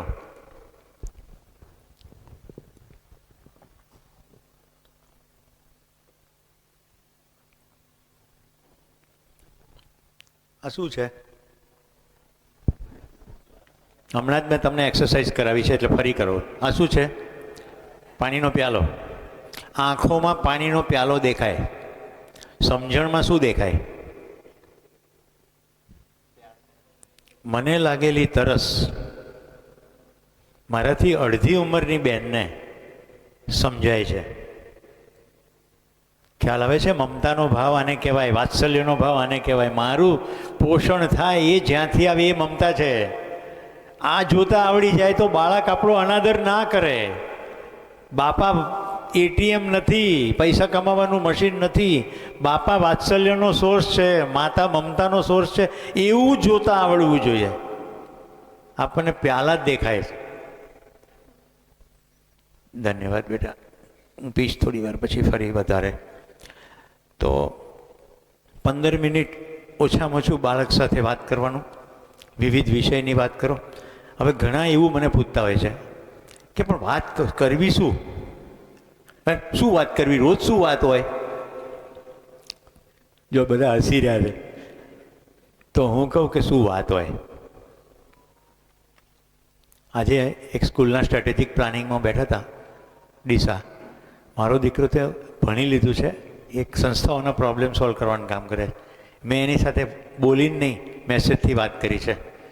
આજે સ્કૂલનું મિશન અને વિઝન ફાઇનલ સ્વરૂપ આવી ગયું, 1 લાઈન. કારણ કે હું ઘરેથી નીકળું ત્યારે કહું કે હું શું કામ ડીસા જાઉં છું, હું પાછો જઈશ ત્યારે શેર કરીશ. તો અમારા બંને વચ્ચે કંઈક મિનિંગફુલ વાત થઈ રહી છે. મારા દીકરાને મારું ગૌરવ ક્યારે થાય? હું કહું કે કશુંક મિનિંગફુલ કામ કરું છું. હું એને કહું તારો દિવસ આજે કેવો ગયો, તું કોને કોને મળ્યો, એટલે એ કહેશે. આ નાના બાળકો સાથે થઈ શકે કે નહીં? તો દરેક માતા પિતા પોતાનાથી શરૂ કરે. અરે આજે તો મજા આવી ગઈ. શું? આજે તો 3 વર્ષ પછી રામુભાઈ આવ્યા હતા. આજે હું મારી દીકરી સ્નેહાને મેસેજ લખીશ કે આજે રામુ કાકા મારા ક્લાસમાં આવ્યા હતા, તો કેટલી એ ખુશ થશે. આ નાની વાત તમને હું એટલા માટે કહું છું, આવી નાની નાની વાતોમાં જ જિંદગી છે.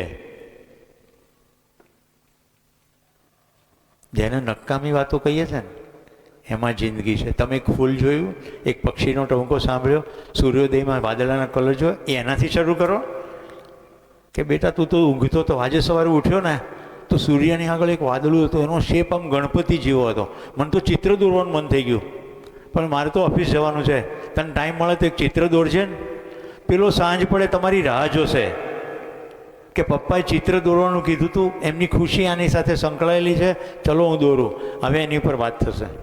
વાત તો ક્રિએટ કરવી પડશે. સમજાય છે કે નહીં સમજાતું કે બધું અધર?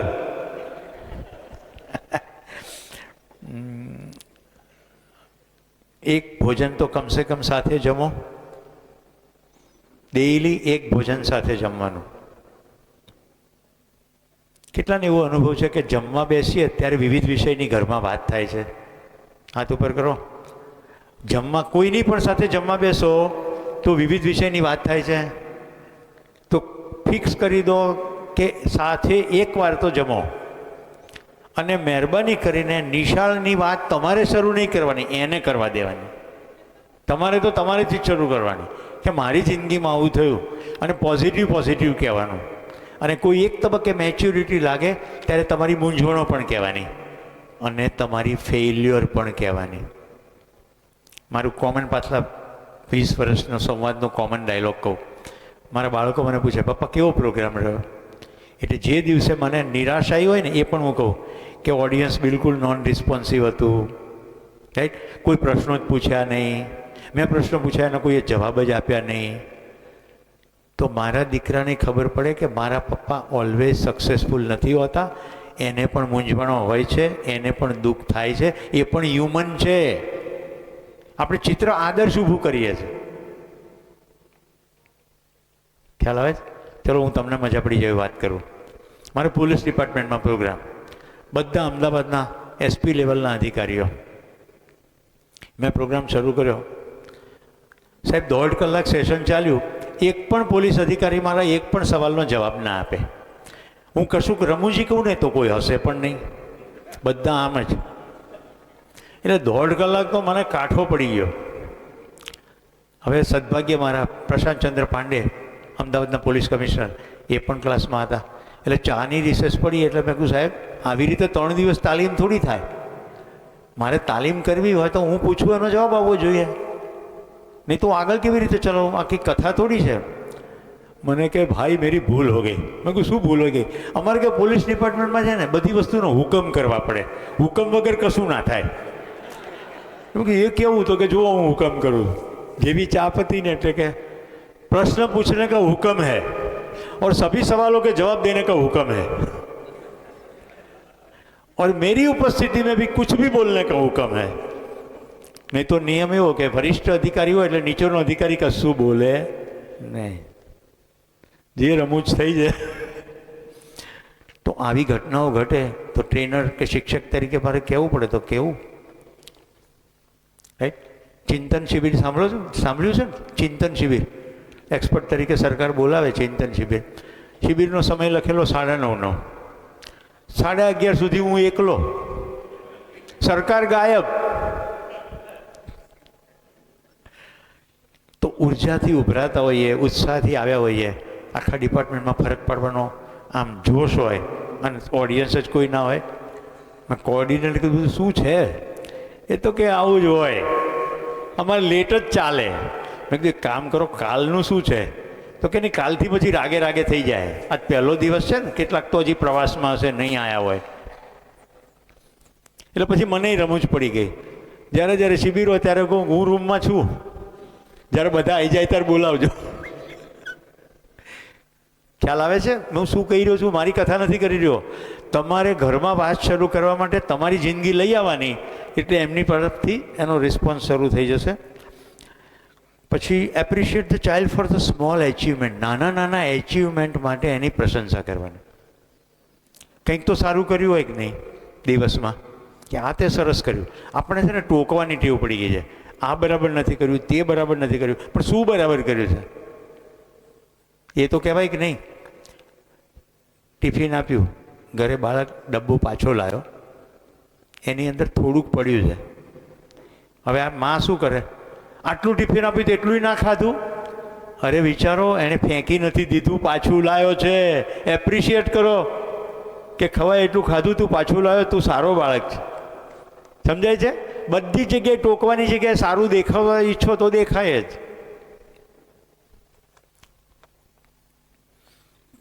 હવે આપણે સ્કૂલના એન્વાયરમેન્ટ પર આવી જઈએ. Teacher student relationship. આમાં મારું સ્પષ્ટ કહેવું છે, બીએડ થઈ જાય, એમએડ થઈ જાય એટલે સારો શિક્ષક ના બને. બીએડ અને એમએડ એક સિલેબસ છે, એમાં મેથડ છે. શિક્ષક સારો ત્યારે જ બને જ્યારે એને શીખવવાનો ભાવ હોય, અને શીખવવાનો ભાવ પગાર સાથે નથી, એજ્યુકેશન સાથે નથી, એ તો અંદરથી ઉદ્ભવે કે આ મારો વિદ્યાર્થી છે. આજ તો સાહેબ હું એટલો રોમાંચિત છું, તમને જેટલા આવ્યા બધા પગે લાગ્યા. આજે કેટલું મને સારું લાગ્યું. આ મેહુલભાઈ તમને પગે લાગ્યા, મેહુલભાઈ મારા વિદ્યાર્થી છે ને તમારા વિદ્યાર્થી, એટલે આપણે બે ગુરુ એક સરખી લેવલે પહોંચી ગયા. એક શિક્ષકના વિદ્યાર્થી પ્રોફેસર છે, અને પ્રોફેસર સાહેબના ચરણોમાં વાંકા વળે છે, એ કેટલી તૃપ્તિની ક્ષણ છે. મેહુલભાઈ તમારો પ્રસંગ કહું છું, તમે સાહેબને પગે લાગે. તો ટીચર, એવા ટીચર, તમે જે અરવિંદભાઈની વાત કરી, એવા શિક્ષકો જે તમને જિંદગીભર યાદ રહે છે, એવા શિક્ષકોના હૃદયમાં શીખવાનો ભાવ હોય. પેરેન્ટ તરીકે તમે શું કરી શકો? તમે સંવાદ કરી શકો શાળા સાથે, અને આ શાળાએ નિર્ણય લેવાનો છે કે ભાવની પુષ્ટિ કરવા માટે શું કરવું. રાઈટ? ટીચરને કોમ્યુનિકેશનનું પણ સ્કિલ આવડવી જોઈએ. ઘણાને એવું હોય કે ટીચરને તો બોલતા આવડતું હોય ને, ગમે તેમ બોલવું એ બોલવું નથી. બોલવાની ઘણી પદ્ધતિ છે. લેટેસ્ટ વિજ્ઞાન છે ન્યુરો લિંગ્વિસ્ટિક પ્રોગ્રામિંગ, NLP. આમાં કેટલા શિક્ષકો બેઠા છે? ઓકે, ખૂબ સરસ. હું તમને ટેકનિક શીખવાડું છું. હું ખાલી એક વાક્ય બોલું છું, તમારી અંદર જુઓ શું ઇન્ફોર્મેશન જાય છે. સાંજનો સમય છે, સૂર્યાસ્ત થઈ રહ્યો છે. ગઈ ઇન્ફોર્મેશન? સભાન થજો, શું ઇન્ફોર્મેશન ગઈ છે? હવે હું આની આ વાત જરા જુદી રીતે કહું છું. સાંજનો સમય છે, સૂર્યાસ્ત થઈ રહ્યો છે, આકાશ રતુમડું થઈ રહ્યું છે, પક્ષીઓ ઘર તરફ પાછા ફરી રહ્યા છે. આથમતા સૂર્યનો ત્રાસો પ્રકાશ વૃક્ષોમાંથી ચડાઈને એનો પડછાયો પડે છે. કેટલાને મેં કીધું એટલું બધું દેખાયું મનમાં? જેને નથી દેખાયું એ સાંભળી બી નથી રહ્યા. પક્ષીઓ પાછા ઘર તરફ ફરી રહ્યા છે, તો પક્ષીઓ દેખાય કે નહીં? હાથ ઉપર કરો દેખાતા હોય તો. બધા કાળા રંગના પક્ષીઓ છે. આમ વર્ણન કરીએ તો પહેલી ટાઈપ જે મેં કીધી, સૂર્યાસ્ત થઈ રહ્યો છે, સાંજનો સમય છે, એને ઓડિયો કહેવાય, ખાલી ઓડિયો. બીજામાં વિઝ્યુઅલ. રાઈટ? હવે હજી વધારે કરું છું. સાંજનો સમય છે, સૂર્યાસ્ત થઈ રહ્યો છે, વાતાવરણમાં એક પ્રકારની ઠંડક છે, મને હળવાશનો અનુભવ થઈ રહ્યો છે. ઘરમાં પાછા ફરતા પક્ષીઓ નાના નાના ટહુકા કરી રહ્યા છે. એ ટહુકાથી મને મારું બાળપણ યાદ આવે છે, અને મને બહુ ખુશી થઈ રહી છે. આ ત્રીજી ટાઈપનું નામ છે કાઇનેસ્થેટિક, જેની અંદર કોમ્યુનિકેશનમાં ઇમોશન પણ મેળવેલી છે. તમારા વિદ્યાર્થીઓમાં રફલી 30% ઓડિયો હોય તો પહેલું વાક્ય એને ચાલી જાય, પણ જો વિઝ્યુઅલ હોય તો તમારું પહેલું વાક્ય એને પૂરું પલ્લે પડે નહીં. કારણ કે બધાને પોતાને મેસેજ લેવાનો પ્રેફરન્સ છે. એ આખા સાયન્સનું નામ જ NLP છે, વિઝ્યુઅલ. હું આ શીખ્યો એટલે મેં મારા ઘરમાં પ્રયોગ શરૂ કર્યા. મારા દીકરાને એમ કહું, આ તારો પેન્સિલ, ચોપડા, આ બધું દફેર પડ્યું છે, આવી રીતે થોડું હોય. થઈ ગયું ઓડિયો? ઓડિયો થઈ ગયું. પછી વિઝ્યુઅલ કર્યું કે જો પેન્સિલ આવી રીતે એના બોક્સમાં હોય, ચોપડા થપ્પીમાં હોય, તો ટેબલ કેટલું સરસ લાગે. કંઈ જાજો ફરક પડ્યો? થોડોક પડ્યો, બહુ ના પડ્યો. પછી મેં ત્રીજી ટેકનિક અજમાઈ કે આ બધું ગોઠવાયેલું હોય ને તો મને બહુ સરસ લાગે. તરત બધું હરખું થઈ ગયું. કારણ કે એની ટાઈપ કાઇનેસ્થેટિક છે. જેવું કોમ્યુનિકેશનમાં ઇમોશન આવી, તરત રિલીઝ થઈ ગયું. કાઇનેસ્થેટિક. સમજાયું? તો ટીચરે કોમ્યુનિકેશન સ્કિલ શીખવી પડે. કેટલી ટાઈપનું કોમ્યુનિકેશન છે. માણસની પ્રકૃતિ હોય શરીરની, વાત પિત્ત ને કફ, કફવાળો માણસ લગીશ હોય, વાતવાળો ખૂબ વિવિધ પ્રકારની રીતે બોલતો હોય, પિત્ત એગ્રેસિવ થઈ જાય, ગુસ્સે થઈ જાય. આ શરીરનું થયું. મનની પણ પ્રકૃતિ છે. સત્વ, રજસ, તમસ. સાત્વિક વિશાળતા જોવે, દૂરનું જોવે. રજસ હોય ને બધી એક્ટિવિટીની જ વાત કરે. તામસિક હોય ને કરને તારથી થાય એટલું, ના કરવા તરફ એનું ધ્યાન હોય. ઈગો સ્ટેટ હોય, parent ego state, child ego state, adult ego state. આવું ખૂબ કોમ્બિનેશન છે. આખી જિંદગી કોમ્યુનિકેશન શીખવાનું છે. તો ટીચરે કોમ્યુનિકેશન શીખતા જ રહેવું પડે, તો એનો સંવાદ સરખો થાય. કલ્ચર સ્કૂલમાં બિલ્ડ કરવું પડે, કારણ કે અહીંયા સ્કૂલ એન્વાયરમેન્ટની વાત છે. તો ટ્રસ્ટીઓ, શિક્ષકો ભેગા થઈને ટીચિંગ એન્વાયરમેન્ટને શિફ્ટ કરીને લર્નિંગ એન્વાયરમેન્ટ. તો ક્લાસ કેવી રીતે શરૂ થશે? શિક્ષક કહેશે હું આજે આ શીખ્યો, એટલે વિદ્યાર્થીઓ શું સાંભળશે? મારો શિક્ષક શીખે છે, એટલે એ શું શીખશે? મારે પણ શીખવાનું છે. જે શાળામાં શિક્ષકો લર્નર નથી એના વિદ્યાર્થીઓ ઓછા લર્નર છે. તો teacher is shifted two learner. Regularly learning વર્કશોપમાં જવાનું, ભાષાઓ શીખવાની. અત્યારે બધું જ નેટ ઉપર ઉપલબ્ધ છે. હવે ઘણા શિક્ષક કે અમારે હવે આ ઉંમરે સંસ્કૃત શીખવાનું. મારા પરમ આદરણીય ગુરુ શિક્ષક ડૉક્ટર નવીન શાહ ડીસા 88 વર્ષે મારા વર્કશોપમાં આખો દિવસ બેસે છે. રામુભાઈ, તમે તો ઓળખો છો નવીન કાકાને. આ ઉંમરે એમને શું શીખવાનું હોય? આ ઉંમરે શીખવાની ધગસ છે. મને ફ્રેક્ચર થયું, મને ખબર કાઢવા મારે ગુરુ આવ્યા. એનું નામ ડૉક્ટર BN દસ્તુર. પગમાં 8 ફ્રેક્ચર. ભગવદ્ ગીતા ઉપર જે ભાષ્ય કર્યું છે એક પારસી વ્યક્તિએ, તમને એમ થાય આપણને કંઈ નહીં આવડતું. 92. એક શિક્ષક સતત શીખે તો જ શિક્ષક. શીખવાડે તે શિક્ષક નહીં, સતત શીખતો રહે તે શિક્ષક. આ નવી ડેફિનેશન શિક્ષકની. Activity base the practical learning. ચલો એક્ટિવિટી કરાવો. હું તો શિક્ષક છું ને, બધા અદબ પાડો. મને મારી નિશાળ યાદ આવી ગઈ સાહેબ. જય હિન્દમાં ભણતો ને, અદબ પલાટી, મોં પર આંગળી, પૂછવાનું નહીં. કડક હતું બધું કામ. અદબ પાડી બધાએ. હવે જેમ અદબ છે એને ખાલી જુઓ, કાઢવાની નથી. જુઓ કયો હાથ ઉપર છે, કયો હાથ નીચે છે, છાતીના કયા ભાગમાં શું આંગળા અંગૂઠો અડે છે, જરા જુઓ, હોશ રાખો. રિયલ ક્લિયર બધાને? હવે અદબ ખોલી નાખો અને જે હાથ ઉપર હતો એ નીચે જવો જોઈએ અને નીચે હતો એ ઉપર આવવો જોઈએ. અવળી અદબ મારો. કેમનું થાય છે? કેટલાને અનયુઝ્યુઅલ લાગે છે, આમ કંઈક અનકમ્ફર્ટેબલ લાગે છે. જરા હાથ તો ઉપર કરો. એટલે ખાઈને આવ્યા છો કે ભૂખ્યા આવ્યા છો? કેટલાક તો આમ હાથ ઉપર કરે, આમ કે ભરે રખેને ગ્લુકોઝ વપરાઈ જાય તો આમ સીધો કરવાનો હોય. તો આપણને કામ કરવાની ટેવો પડેલી છે. આ તો સાદું જ કામ છે ને. હવે આ કરવાની ટેવ છે ને, હવે વિચારવાની ટેવ બતાડું છું. આંખો બંધ કરો બધા. બધા પોતાના નિશાળમાં પહોંચી જાઓ. બાલ્યાવસ્થામાં સાહેબે તમને એક કાગળ આપ્યું, આંખો બંધ કરવાની. પેન્સિલ આપી, आंखें बंद करिए. एक पेपर लीजिए, पेंसिल लीजिए. एमा हवे प्राकृतिक दृश्य दोरो. Draw a natural scene.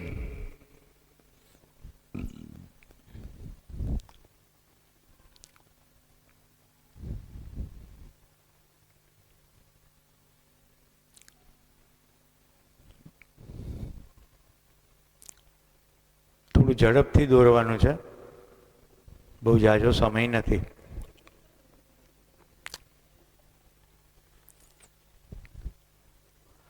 Okay, આંખો ખોલી નાખો. હમણાં સાહેબને પાસેથી આશીર્વાદ લીધા ને તો સાહેબે કીધું, સુરેશભાઈ તમે અંતર્યામી બનાવી દઉં છું. તમારામાંથી મોટા ભાગના લોકોએ 2 કે 3 પહાડ પાડ્યા હશે. કેટલાય પાડ્યા? આમ નદી કેટલાય પાડી? 83. 2 પહાડની વચ્ચેથી નીકળતી, પછી સૂર્યોદય, આમ ગોળ સૂરજ દોર્યો, આકાશમાં ચોગડા પાડ્યા, પક્ષીઓ. કેટલા મારી સાથે સહમત છે? તો વિચારવાની પણ સેટ ટેવ છે. જેમ કરવાની ટેવ છે તેમ વિચારવાની પણ સેટ ટેવ છે.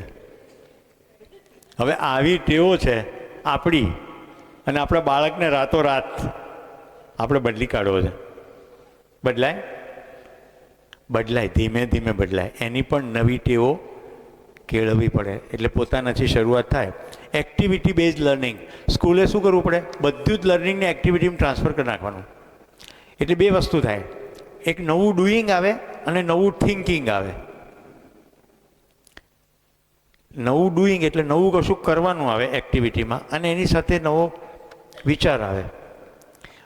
ત્રીજી વસ્તુની એક્ટિવિટી કરાવીને હું એ પણ કહેવા માગું છું કે આપણી લાગણીઓ પણ સેટ છે. આંખો બંધ કરી દો.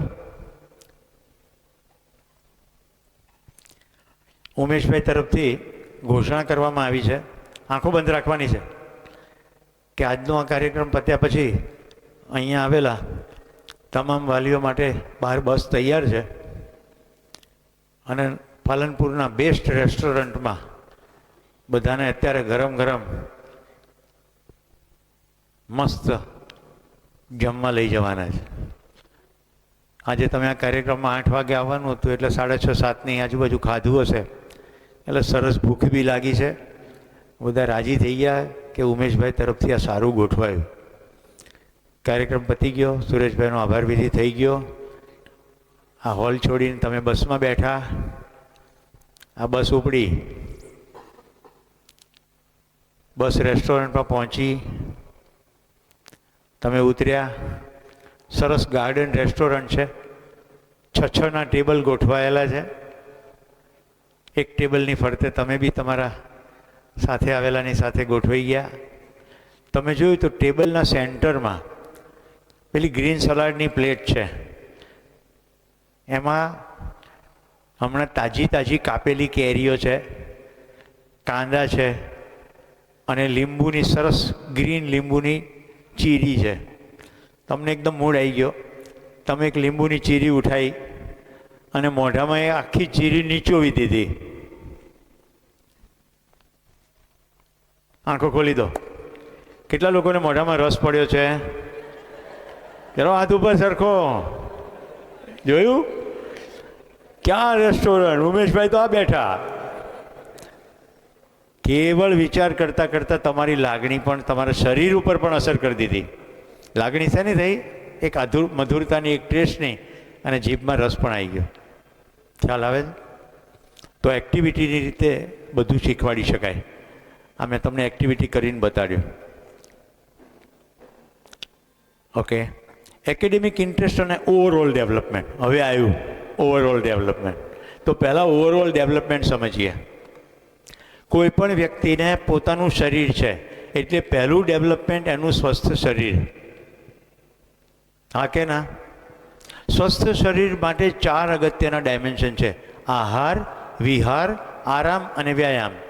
શું ખાય છે, શું લાઈફસ્ટાઈલ છે, કેટલો વ્યાયામ એટલે શ્રમ કરે છે, અને કયો આરામ કરે છે, કયા પ્રકારનો આરામ છે. લાંબુ થઈ જવું એ આરામ છે, ટીવી જોવું એ આરામ છે, કે ઉમાશંકર જોશીના શબ્દોમાં દીવાને અજવાળે એકલા બેઠા હોઈએ અને હાથમાં મનગમતું પુસ્તક હોય, એના જેવું સુખ બીજું કશુંય નથી. આરામ કોઈ વાંચનમાં પણ છે, કોઈ મિત્રની સાથે વાતો કરવામાં પણ છે. તો આ 4 છે વસ્તુ થઈ. માતા પિતા તરીકે જો તમારું આ 4 ઉપર ધ્યાન ના હોય તો તમે બાળકના ઓવરઓલ ડેવલપમેન્ટમાં ફિઝિકલ ડેવલપમેન્ટનો કમ્પોનન્ટ ચૂકી ગયા. નંબર 2, વ્યક્તિનો બીજો વિકાસનો ડાયમેન્શન છે મેન્ટલ ડેવલપમેન્ટ, માનસિક વિકાસ. મનનો વિકાસ કેવી રીતે થાય? વિવિધ પ્રકારના અનુભવો, એક્સપિરિયન્સીસ, એક્સપોઝર. તમે બાળકને વૃદ્ધાશ્રમમાં લઈ જાઓ. તમે તો હજી વૃદ્ધ નથી થયા, પણ તમે વૃદ્ધાશ્રમમાં લઈ જાઓ તો વાત કરી શકશો કે નહીં? આ એવા માતા પિતાઓ છે જેના બાળકો કાં તો છે નહીં, કાં તો એમણે કદર નથી કરી. તો બાળક ત્યાંથી સંવેદનામાં કેળવાતું થશે, કારણ કે ભવિષ્યમાં તમે પણ ઘરડા થવાના છો. તો એની સંવેદના કેળવવાનું શરૂ થશે. આ એક્સપોઝરને કારણે મનનો વિકાસ પણ થયો, અને સંવેદના એટલે લાગણીનો વિકાસ પણ થયો. પછી વિવિધ એક્સપિરિયન્સીસ. ક્યાંક બ્લડ ડોનેશનનો કેમ્પ ચાલી રહ્યો છે, જાઓ બાળકને લઈને વોલેન્ટિયરિંગ કામ કરો, રજિસ્ટરમાં એન્ટ્રી પાડો, ચા બિસ્કિટ આપો, આપી શકાય તો બ્લડ પણ આપો, એને જોવા દો. એ બધું એક્સપોઝર. પ્રવાસે તો અચૂક જવાનું. મારું તો સજેશન છે, દર અઠવાડિયે તમારા બાળક સાથે કશે પણ થોડુંક બહાર નીકળો. મને યાદ છે, હું તો સદભાગી છું, મારી સાથે બધા વડીલો સહમત થશે. આપણે નાના હતા ત્યારે આપણા માતા પિતા આપણને લઈને કોઈકના ઘરે બેસવા જતા હતા. હા કે ના? હવે બેસવા જવાની પરંપરા ખતમ થતી ચાલી છે. કોઈના ઘરે બેસવા જવાનું, વાતચીત કરવાની. એટલે નાનું બાળક જો પપ્પા શું વાત કરે, મમ્મી શું વાત કરે, વિવિધ વિષયો, રાઈટ? તો પછી વિવિધ વિષયોમાં એને જાણવાનું મન થાય. તો આ છે મનના વિકાસ માટે એક્સપોઝર. બીજું, આપણી પાસે બહુ સારી સગવડો છે અત્યારે. વિવિધ પ્રકારના પુસ્તકો, નવલકથાઓ, કવિતાઓ, નિબંધો, થ્રિલરો, ફિલોસોફી, સાહસ કથાઓ, સાયન્સ ફિક્શન, આટલી વેરાયટીનું રીડિંગ મટીરિયલ છે. હવે જુલે વર્નની સાહસ કથાઓ વાંચો તો એક કાલ્પનિક જુલે વર્ને લખેલી કથા છે, પણ સાયકલથી આખી પૃથ્વીની પરિક્રમા કરનાર માણસની કથા વાંચો તો એને એમ થાય કે સાયકલ ઉપર કોઈ આખી પૃથ્વીની પરિક્રમા કરે. તેન્ઝિંગ નોર્ગે, પહાડનું સંતાન વાંચો. અરુણિમા સિન્હા, પગ કપાઈ ગયો તોય એવરેસ્ટ ચડી ગયા, દુનિયાના બધા જ કોન્ટિનેન્ટના બધા શિખરો ચડી ગયા, વાંચો. અતુલ કરવલની વાંચો, થિંક એવરેસ્ટ. તો આવું સાહસ કથા વાંચે, જિંદગી જીવતા માણસો જુએ. યુટ્યુબ પર પણ કેટલુંક મટીરિયલ ઉપલબ્ધ છે, એ બતાડો. હું મનનો વિકાસ બતાડી રહ્યો છું. ત્રીજું, લાગણીનો વિકાસ. જીવનની બધી સચ્ચાઈઓથી એક્સપોઝ કરવા જોઈએ બાળકોને. વૃદ્ધાશ્રમ એક છે, અનાથાશ્રમ બીજું છે, હોસ્પિટલ ત્રીજું છે. સારી સંસ્થાઓમાં લઈ જાઓ, સ્વયંસેવી સંસ્થાઓ હોય છે. સારા મંદિરો પણ બતાડો, સારી મસ્જિદ પણ બતાડો, ગુરુદ્વારા પણ બતાડો.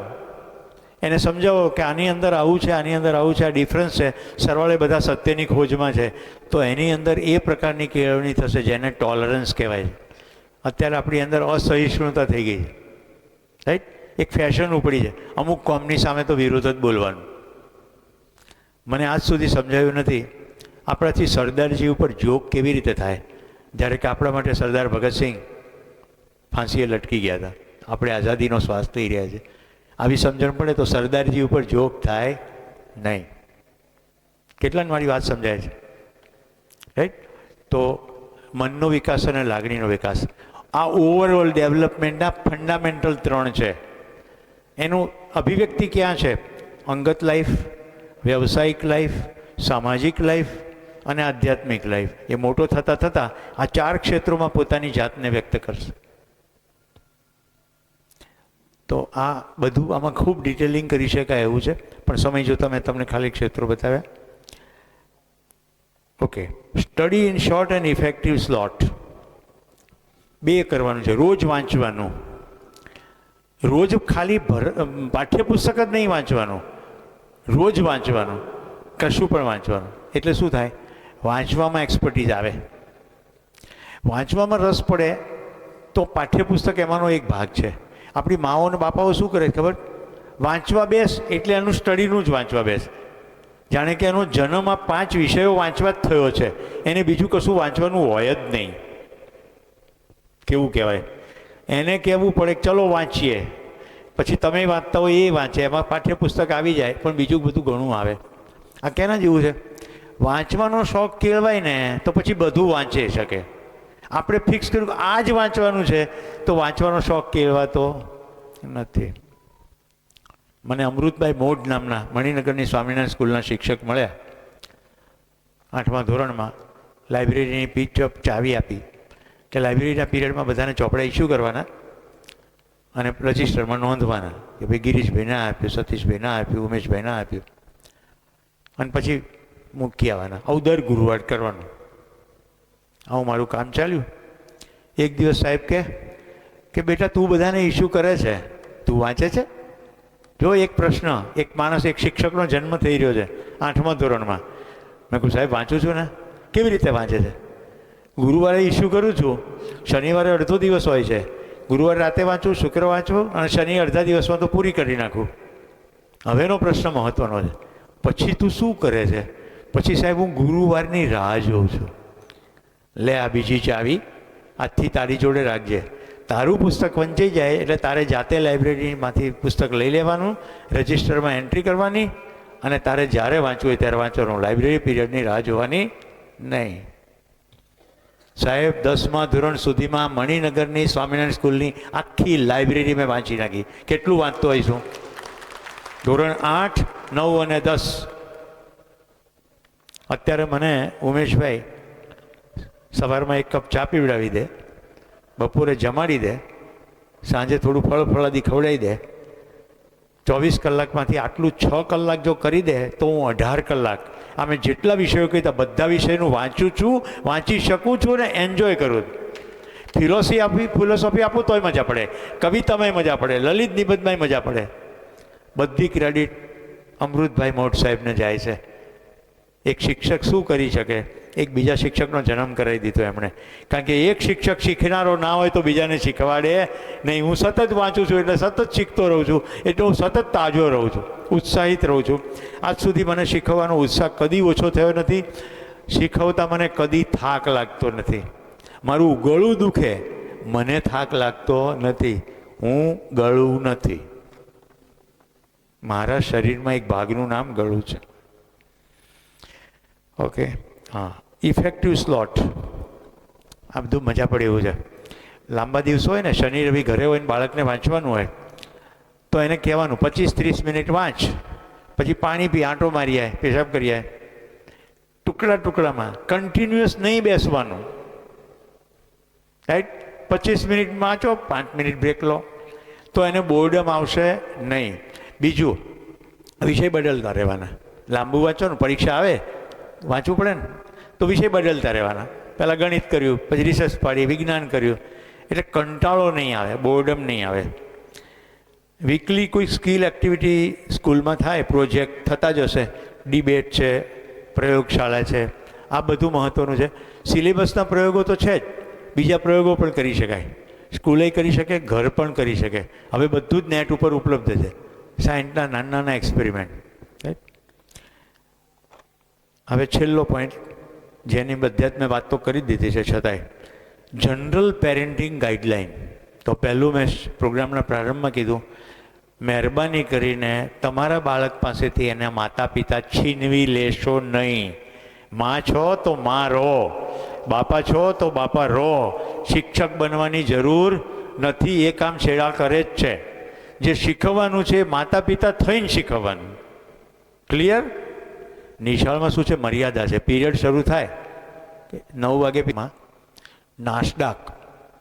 નાસડાક જાણતા હશો તમે, રાઈટ? આ બધું ઇન્વેસ્ટમેન્ટ, શેર, એ બધાનું જે એક્સચેન્જ છે.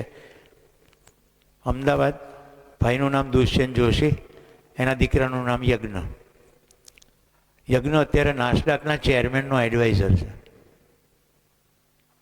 અમદાવાદનો આ છોકરો એટલું ત્યાં કેવી રીતે પહોંચી ગયો? દુષ્યંતભાઈ અમે બંને સાથે મળીને આનંદ આલી સ્કૂલનો કન્સેપ્ટ કર્યો હતો કે છોકરાને મોજ પડે એવી રીતે કરો. એટલે અમે ઘરથી જ શરૂ કર્યું. અમારા બાળકોને તો મોજ પડવી જોઈએ અમારી જોડે, તો પછી આગળનું બધું થાય. એટલે એ દુષ્યંતભાઈ એની સાથે શું કર્યું, કોઈક દારો 35 માર્ક લઈને આવે ને એટલે કે ચલો આઈસ્ક્રીમ ખાવા જઈએ. આજ તો 35 માર્ક આવ્યા. 100માંથી 35 માર્ક એ સેલિબ્રેશન નથી, રાઈટ? પણ નેગેટિવ પણ નથી, કારણ કે એકમાં 35 આવ્યા છે અને બીજામાં 75 પણ આવ્યા છે. આપણે 75ની તાળીઓ પાડીએ અને 35ને નકામું ગણીએ તો પરફોર્મરને શું થાય કે સારું લાગે છે એમને, બાકી આમાંય મેં મહેનત તો કરી જ હતી ને, મને રસ નહોતો, મને આવડ્યું નહીં. તો ક્યારેક નાય આવડે. મારા દીકરાની વાત કરું, 3જા વર્ષમાં એન્જિનિયરિંગમાં કે પપ્પા એન્જિનિયરિંગ નથી ગમતું. મેં કીધું છોડી દો, તારા બાપાએ બી એન્જિનિયરિંગ કરીને શિક્ષકનું જ કામ કરે છે ને, એન્જિનિયરિંગની ડિગ્રી મેં ક્યાં વાપરી? કે મને પ્રોબ્લેમ સોલ્યુશનમાં રસ છે. હવે જે એક્સપોઝરની વાત કરી છે ને, એક્સપોઝર, હું યોગના વર્ગમાં જાઉં એટલે મારા બાળકોને લઈ જાઉં, એટલે મારા બંને બાળકો યોગાસન પ્રાણાયામ કરતા થઈ ગયા. હું સંસ્કૃત શીખવા ગયો, એમને લઈ ગયો એટલે એ લોકો સંસ્કૃત શીખી ગયા. હું માર્શલ આર્ટમાં જાઉં, સેલ્ફ ડિફેન્સ, બંને સેલ્ફ ડિફેન્સ પણ શીખી ગયા. જ્યાં જવું ત્યાં જોડે લઈ જાઉં. મારા ટ્રેનિંગ પ્રોગ્રામમાં એને કોઈ પાછળ બેસજો એટલે એને ખબર પડે કે એના પિતા કરે છે શું. હવે વિચાર કરો, પાછળ મારો દીકરો દીકરી બેઠા હોય અને તમને 400-500 ને હું કહેતો હોઉં, તેમના મનમાં મારા વિશે શું છાપ પડે કે મારા પપ્પા કોઈ મહત્ત્વના કામમાં છે, તો એને પિતા માટે ગૌરવ થાય કે નહીં? હવે તમે બધા મહત્ત્વના કામમાં છો પણ ઘરે સંવાદ જ નહીં કરતા હો. કોઈ કામ નકામું તો છે જ નહીં. તમે કોઈ શોપની અંદર મજૂરી પણ કરતા હો તો પણ એ કામનું છે, કારણ કે તમારી મજૂરી થકી કંઈકના પેટ ભરાતા હશે. જેમ કે પિઝા હટમાં પિઝા બનાવો ફોર એક્ઝામ્પલ, કોઈ કામ નકામું છે જ નહીં. તો એ કઈ રીતે તમે પેશ થાવ છો એની ઉપર આધાર છે. તો પ્રોગ્રેસને, સારી વસ્તુને સેલિબ્રેટ કરો અને જે ઓછી છે એને એટલું બધું મહત્ત્વ ના આપી દો જાણે કોઈ આઘાત લાગી જાય. અને છેલ્લો મુદ્દો, એન્કરેજ હોબીઝ ફોર કોન્ફિડન્સ. અહીંયા હું હાવર્ડ ગાર્ડનરને યાદ કરું છું. આ એક એવો લેખક છે જેણે મલ્ટિપલ ઇન્ટેલિજન્સ નામનું પુસ્તક લખ્યું છે. એ પુસ્તકમાં 8 ઇન્ટેલિજન્સની વાત છે કે બાળક નાનું હોય ને, કેટલાકને ગણતરી કરવામાં બહુ ફાવે, કેટલાકને નેચર ઇન્ટેલિજન્સ હોય, પશુ પક્ષી પહાડો ઝરણા એ ગમતું હોય, કોઈકને મ્યુઝિકની ઇન્ટેલિજન્સ હોય. આવા બાળકો નાના હોય ને, એને મ્યુઝિકલ ઇન્સ્ટ્રુમેન્ટ મળી જાય ને તો નાનપણથી જ મ્યુઝિકલ ઇન્સ્ટ્રુમેન્ટ શીખી જાય, રાઈટ? કેટલાકને ડાન્સ તરફ હોય. તો આ જેવી ઇન્ટેલિજન્સ છે એ તરફ એનું વલણ હોય. શરૂઆતમાં એને શોખ તરીકે અને આગળ જતાં એ કેરિયર પણ હોઈ શકે. મુદ્દો સમજાય છે? આપણા દેશમાં આપણે અદ્ભુત ચિત્રકારો, સંગીતકારોની તાલીઓ પાડીએ, સચિન તેંડુલકરની વાહવા કરીએ, પણ એની જીવન ચરિત્ર જોઈએ તો ખબર પડે કે નિશાળેથી આવીને દફતર ફેંકીને સીધો સચિન ક્રિકેટ રમવા જાય તો એના બાપાએ કીધું નહીં કે તું શું કરે છે, એને રમવાનું પ્રોત્સાહન આપ્યું તો આટલો સરસ ક્રિકેટર થયો. એમ જેનું જેવું વલણ, એટલે બધા બચ્ચાઓને એક બીબામાં ઢાળી શકાય નહીં. તો તમારા તમામ પ્રશ્નોનો મેં જવાબ આપ્યો છે અને બરાબર 10 ને 5 મિનિટ થઈ ગઈ છે. અચ્છા, સતીશભાઈ ઇન્ડિકેટ કર્યું તો હું કહું આટલું બધું હું કેવી રીતે જાણું છું. અહીંયા એક એનાઉન્સમેન્ટ છે જિંદગી શીખવવા માટેનું. તો મારી તમને બધાને ભલામણ છે, આ શું છે પહેલાં એ કહી દઉં ક્વિકલી. આપણી પાસે છેલ્લા 101 વર્ષ પહેલાં સુધી જૂના 6 દર્શનો હતા, નવું કોઈ દર્શન આવ્યું નહોતું. ભારતના 6 દર્શનો, એમાં મુખ્યત્વે આમ તો ભારતના જૈન દર્શન ને બૌદ્ધ દર્શન અને બહારથી આવેલું ઇસ્લામ દર્શન, અને પશ્ચિમમાંથી પછી ભણતા ગયા એને દર્શનો લઈ આવ્યા. બાકી મોટે ભાગે આપણે 6 દર્શનની વાત કરતા હતા, ન્યાય દર્શન, મીમાંસા દર્શન, વૈશેષિક દર્શન વગેરે, રાઈટ? 1970માં એક નવું દર્શન આવ્યું, એ ભારતના સદભાગ્ય છે. એ દર્શનનું નામ છે મધ્યસ્થ દર્શન. મધ્યસ્થ દર્શનમાં શરીર અને શરીરથી અલગ હું, એની શુદ્ધ તર્કબદ્ધ સ્પષ્ટતા છે. મેં આજના કાર્યક્રમની ત્યાંથી જ શરૂઆત કરી કે શરીરની એક ભૂખ છે અને મારી એક ભૂખ છે. મારી ભૂખ સુખ, શાંતિ, સંતોષ, આનંદની છે. શરીરની ભૂખ છે આહાર, આવાસ, કપડાં, અને પ્રવાસે જવું હોય તો કાર, મોબાઈલ વગેરે, ટીવી, આવા સાધનો થોડાક. આ મારી જે ભૂખ છે કેવી રીતે સંતોષાય? નિશાળમાં જિંદગી શીખવવાનું કામ થાય ત્યાં સુધીમાં ઘરમાં કેવી રીતે જિંદગી શીખવવી, એ શિબિરનું નામ છે જીવન વિદ્યા શિબિર. તો જિંદગી ઉત્સવપૂર્વક જીવવા માટેનું આ વિજ્ઞાન છે. અહીંયા થોડા પોઈન્ટ લખ્યા છે. જીવન અને વ્યવહારને દેખવાની સમજ, તણાવ, ભ્રમ, સંઘર્ષથી નીકળવાનો રસ્તો, તમામ સંબંધોમાં તૃપ્તિનો રસ્તો. આ શિબિર કેવી રીતે ચાલે છે? 1.5 થી 2 કલાકનો એક પીરિયડ, પછી રિસેસ, વળી પીરિયડ, પછી રિસેસ. જેમ ફિઝિક્સ, કેમેસ્ટ્રી ને બાયોલોજી, એવી રીતે જિંદગી શીખવવાનો 7 દિવસનો કાર્યક્રમ. હું આમંત્રણ આપું છું તમામ શિક્ષકો, ટ્રસ્ટીઓ, પેરેન્ટ્સે આ શિબિર અચૂકપણે કરવો જોઈએ. હવે શિબિરથી શું થઈ શકે? મેં મારી દીકરીને કરિયાવરમાં જીવન વિદ્યાનો શિબિર આપ્યો. સાહેબ અટકથી ખબર પડી ગઈ, પટેલ, રાઈટ? એક જ દીકરી છે. એક દીકરીને એનો બાપ કેટલું આપવાનું હોય છે? મને થયું આખી જિંદગી જલસો પડે એવું આપું, આખી જિંદગી મારી દીકરી ખુશ રહે. મેં એને જીવન વિદ્યાનો શિબિર કરિયાવરમાં આપ્યો. હવે તરતનું સુખ બતાડું છું. લગ્ન નક્કી થાય એટલે એની સાસુ કે બેટા તારા માટે બધા દાગીના તૈયાર કર્યા છે તો તું એકવાર જોવા આવી જા. મારી દીકરી કે હું કહું એ દાગીનો આપશો? મારે તો બહુ બધા નથી જોઈતા. તો કે આ બધા તારા જ છે? કે ના, મને એક જ દાગીનો જોઈએ, પણ પહેલાં વચ્ચોને બંધ થઈ જાઓ. તો કે હા આપીશ. તમારો દીકરો મને આપી દો. મારા માટે તમારા દીકરા કરતાં સંસારમાં બીજું કોઈ ઘરેણું નથી. મને કોઈ પીળી ધાતુ નથી જોઈતી. વિચાર કરો કેવો સંબંધ થાય શરૂઆત, કે પોતાના દીકરાને એની થનાર પુત્ર વધુ સૌથી મહત્ત્વનું ગણે. એ માના પાસે આનાથી મોટો સુખનો વિષય શું હોય? ખ્યાલ આવે છે? અત્યારે અમે ચારેય બેઠા હોઈએ ને વેવાઈઓ, તો તમે ખબર ના પડે કે દીકરીનો બાપ હું છું કે પેલો છે વેવાઈ મારો. એવા મીઠા સંબંધો બે પક્ષે છે. જીવન વિદ્યાની આ ચમત્કાર છે. મારા વેવાઈએ તો શિબિર કર્યો જ હોય. દીકરીને જ્યારે હું આપું, જેટલા મારા મિત્રો છે બધાએ જીવન વિદ્યાનો શિબિર કર્યો. મારા માતા અને પિતાએ બંને કર્યો. શરીર છોડતા પહેલાં બંને ઉત્સવપૂર્વક દેહદાન કરી દીધું. એટલે એટલું બધું મંગલ આવ્યું કે આખા દેશની અંદર હું કામ કરું છું. હું પોતે પણ સોમ ત્યાગીજીની જેમ શિક્ષક છું જીવન વિદ્યાનો. એ મારા પણ શિક્ષક છે. હું એમની પાસેથી શીખ્યો છું. તો મિત્રો અહીંયા એનાઉન્સમેન્ટ છે, બધા જ ડાયમેન્શન લખ્યા છે. સ્ટુડન્ટ, માતા પિતા, દંપતી, નોકરી કરનાર, શિક્ષક, બધા જ ક્ષેત્રમાં એનાથી ફેર પડશે. એક લીટીમાં કહું શું મળે? જિંદગી ઉત્સવપૂર્વક જીવવાની મોજ. હું એ માનું છું. અને આ કાર્યક્રમમાં સંયોજન કરનાર બંને ભાઈઓ અહીંયા છે જ, સતીશભાઈ અને Girishbhai, angel school Deesa, professor Mehul Patel, engineering college સિદ્ધપુરના પ્રોફેસર. આ બધા એ પણ સપરિવાર સાથે આવ્યા છે. એમના પત્નીઓ પણ અહીંયા ઉપસ્થિત છે, દીપા અને મીના. આ બધા જીવન વિદ્યામાં લાગેલા છે. અને અમે લોકો એક જ ઈચ્છીએ છીએ, આપણો સમાજ સુખમય થાય, એમાં આપણું સુખ છે. હું બહાર નીકળું અને તમારા દિવેલિયા ચહેરા જોઉં તો મને જિંદગી જીવવાની મજા આવે ના આવે? આજ તો મેં તમને હળી કરીને હસાયા કે જરા ચહેરો હસતો રાખો. હું કેટલા દિવસ સુધી સળી કરું? તમારી અંદરથી ઉત્સવ આવે એવો આ શિબિર છે. કોઈ ફી નથી અહીંયા, ખાલી આદર પાત્ર છે એટલે ફોટા મૂક્યા છે. કોઈ દુકાન નથી, એક પણ રૂપિયાનું વેચાણ નથી, અગરબત્તી નથી, પૂજાપાઠ નથી. જેમ ફિઝિક્સ કેમેસ્ટ્રી ભણીએ એમ જિંદગી ભણવાની. ઓકે? કેવી રીતે ચાલે ભાઈ શિબિર? શિબિરના છેલ્લા દિવસે ખર્ચો મૂકવામાં આવે બોર્ડ ઉપર કે હોલનું ભાડું આટલું થયું, વીજળીનું બિલ આટલું થયું, આટલા લોકોએ ભાગ લીધો, માથાદીઠ લગભગ આટલો ખર્ચ આવે છે. જેને સ્વેચ્છાએ જે આપવું હોય આપે, ના આપે તો કોઈની પાસે માગવામાં આવતું નથી. આવું આખા દેશમાં થાય છે. હું સતીશભાઈને રિક્વેસ્ટ કરું, કલામ સાહેબે આ શિબિર કર્યા પછી 14મી ઓગસ્ટ 2006 રાષ્ટ્ર સંબોધનમાં કહ્યું છે 3 મિનિટ આ શિબિર વિશે.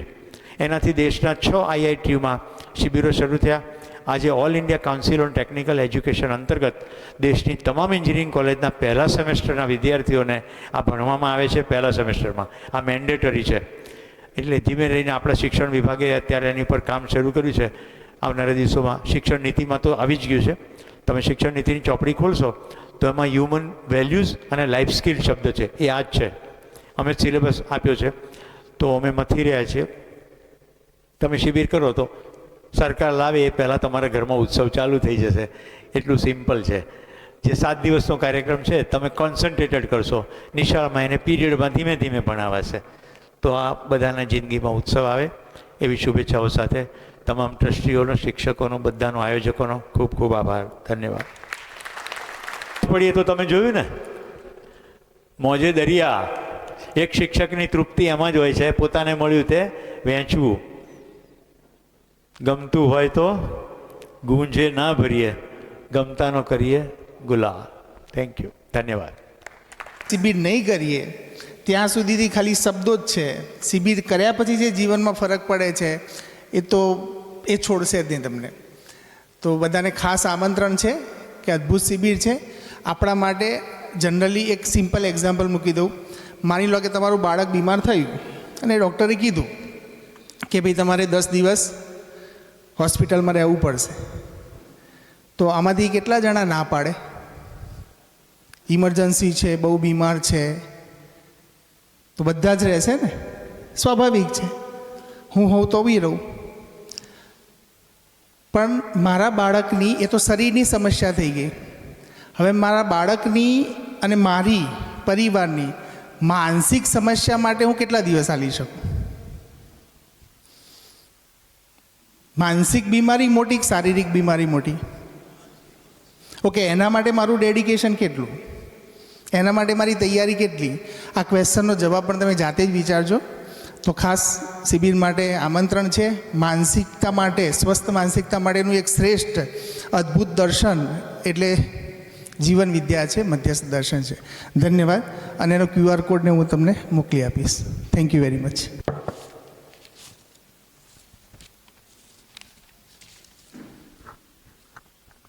Thank you so much sir.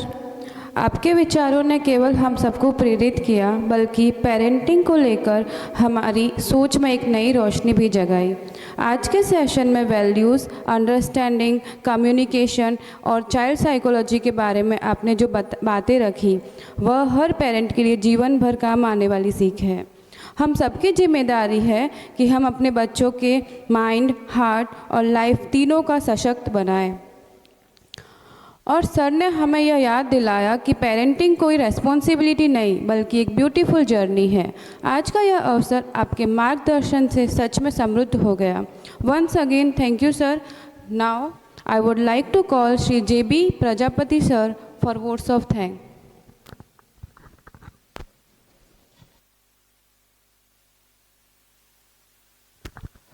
નમસ્કાર.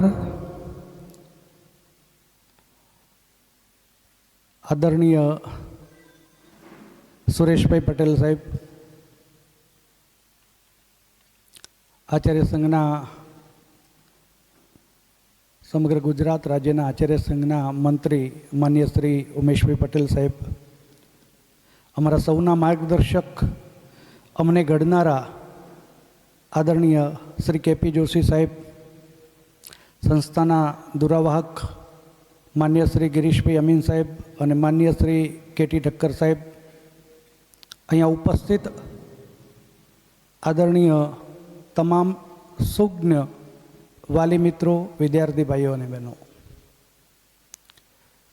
2 દિવસ પહેલાં મારા વિદ્યાર્થી અને પ્રોફેસર શ્રી મેહુલભાઈ પટેલે મને વોટ્સએપ ઉપર એક મેસેજ મોકલ્યો કે સાહેબ આપ આ શિબિરમાં ઉપસ્થિત રહેવાના છો.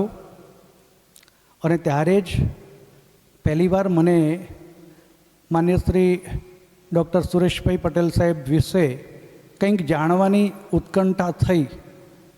સાચું બોલું છું, મારી કમનસીબી કહેવાય. પણ ત્યારે મને થયું પહેલીવાર, એક સાંજે ઓરડાને થયું કે લાવ નિરાંતે ઓસરીમાં બેસું. આજે મને ખરેખર સાંભળ્યા પછી એમ લાગે, હું આપના વતીથી કહું કે આપણને બધાને સાંભળ્યા પછી એવું લાગે કે ચાલો મળીએ દુઃખોની થશે આપલે, ચાલો મળીએ દુઃખોની થશે આપલે. દર્દથી ઉત્તમ કોઈ સગાઈ નથી. એક બાજુ વિદ્યાર્થી, એક બાજુ વાલી અને એક બાજુ શિક્ષક, આ ત્રણના પ્રિઝમમાંથી માન્ય સાહેબશ્રીએ એક કિરણ પસાર કર્યું છે. આપણને બધાને સફેદ રંગનું દેખાતું હતું, પણ બહાર નીકળ્યું ત્યારે જુદા જુદા 7 રંગોનું બની ગયું. સાચે જ સાહેબશ્રીને ગીતાના 2 અધ્યાયની અંદર કહ્યું છે, દુઃખેશ્વનું દિગ્મનાહ સુખેશુ વિગસ્પૃહ વીત રાગ ભય ક્રોધ સ્થિત ધીમો નિરુચ્યતે. દુઃખમાં ઉદ્વેગ રહિત મનવાળા, સુખમાં આશાઓ અને એષણાઓ વગરના, રાગ દ્વેષ ભય એનાથી મુક્ત છે, એવા સાહેબને આજે સાંભળવાનો આપણને લાભ મળ્યો. આમ તો કહેવાય કે મેઘધનુષનું આયોજન ના હોય, ઝરણાનો નકશો પણ ના હોય, લાગણીનો કાર્ડિયોગ્રામ પણ ના હોય, પ્રયોગશાળામાં આંસુની ચકાસણી ના હોય, એમ આજના કાર્યક્રમનો જાણે કે નૃત્યનો ચેરિટી શો રાખ્યો હોય ને, એવી રીતે આપણા બધાના માટે એક ખૂબ મહામૂલો એક પ્રસંગ બની ગયો. જેણે પણ માણ્યો છે એ આજીવન આ વાતને ભૂલી શકશે નહીં. આ માટે હું માન્ય શ્રી ડૉક્ટર સુરેશભાઈ પટેલ સાહેબનું અહીં સુધી લઈ આવવા બદલ શ્રી મેહુલભાઈ, શ્રી ગિરીશભાઈ, શ્રી સતીશભાઈ અને જે પણ આયોજકો અહીં સુધી લઈ આવ્યા છે એ બધાનો હૃદયપૂર્વક આભાર માનું છું. અને સૌથી વધારે આભાર આપ સૌનો માનું છું કે આપ સૌ જો અત્રે અમારા આમંત્રણને માન આપીને ના આવ્યા હોત તો આ કાર્યક્રમ આજે જેટલો મીઠો છે એટલો મીઠો ન લાગે. પાણી તો ત્યારે જ શરબત બને જ્યારે એમાં સાકર પૂરેપૂરી ઓગળી જાય. આપ સૌના પ્રયત્ન થકી આ કાર્યક્રમ વધુ સુંદર બન્યો છે. ફરીથી આપ સૌનો હું આભાર માનું છું. અસ્તુ. Thank you sir. आप सबको बहुत बहुत धन्यवाद जो आपने कीमती समय में से समय निकालकर इस सेशन में जुड़े. आपका सहयोग और विश्वास ही हमारे विद्यालय की असली ताकत है. Thank you everyone for making this event truly meaningful. Let us continue working together for the holistic development of our children. Thank you.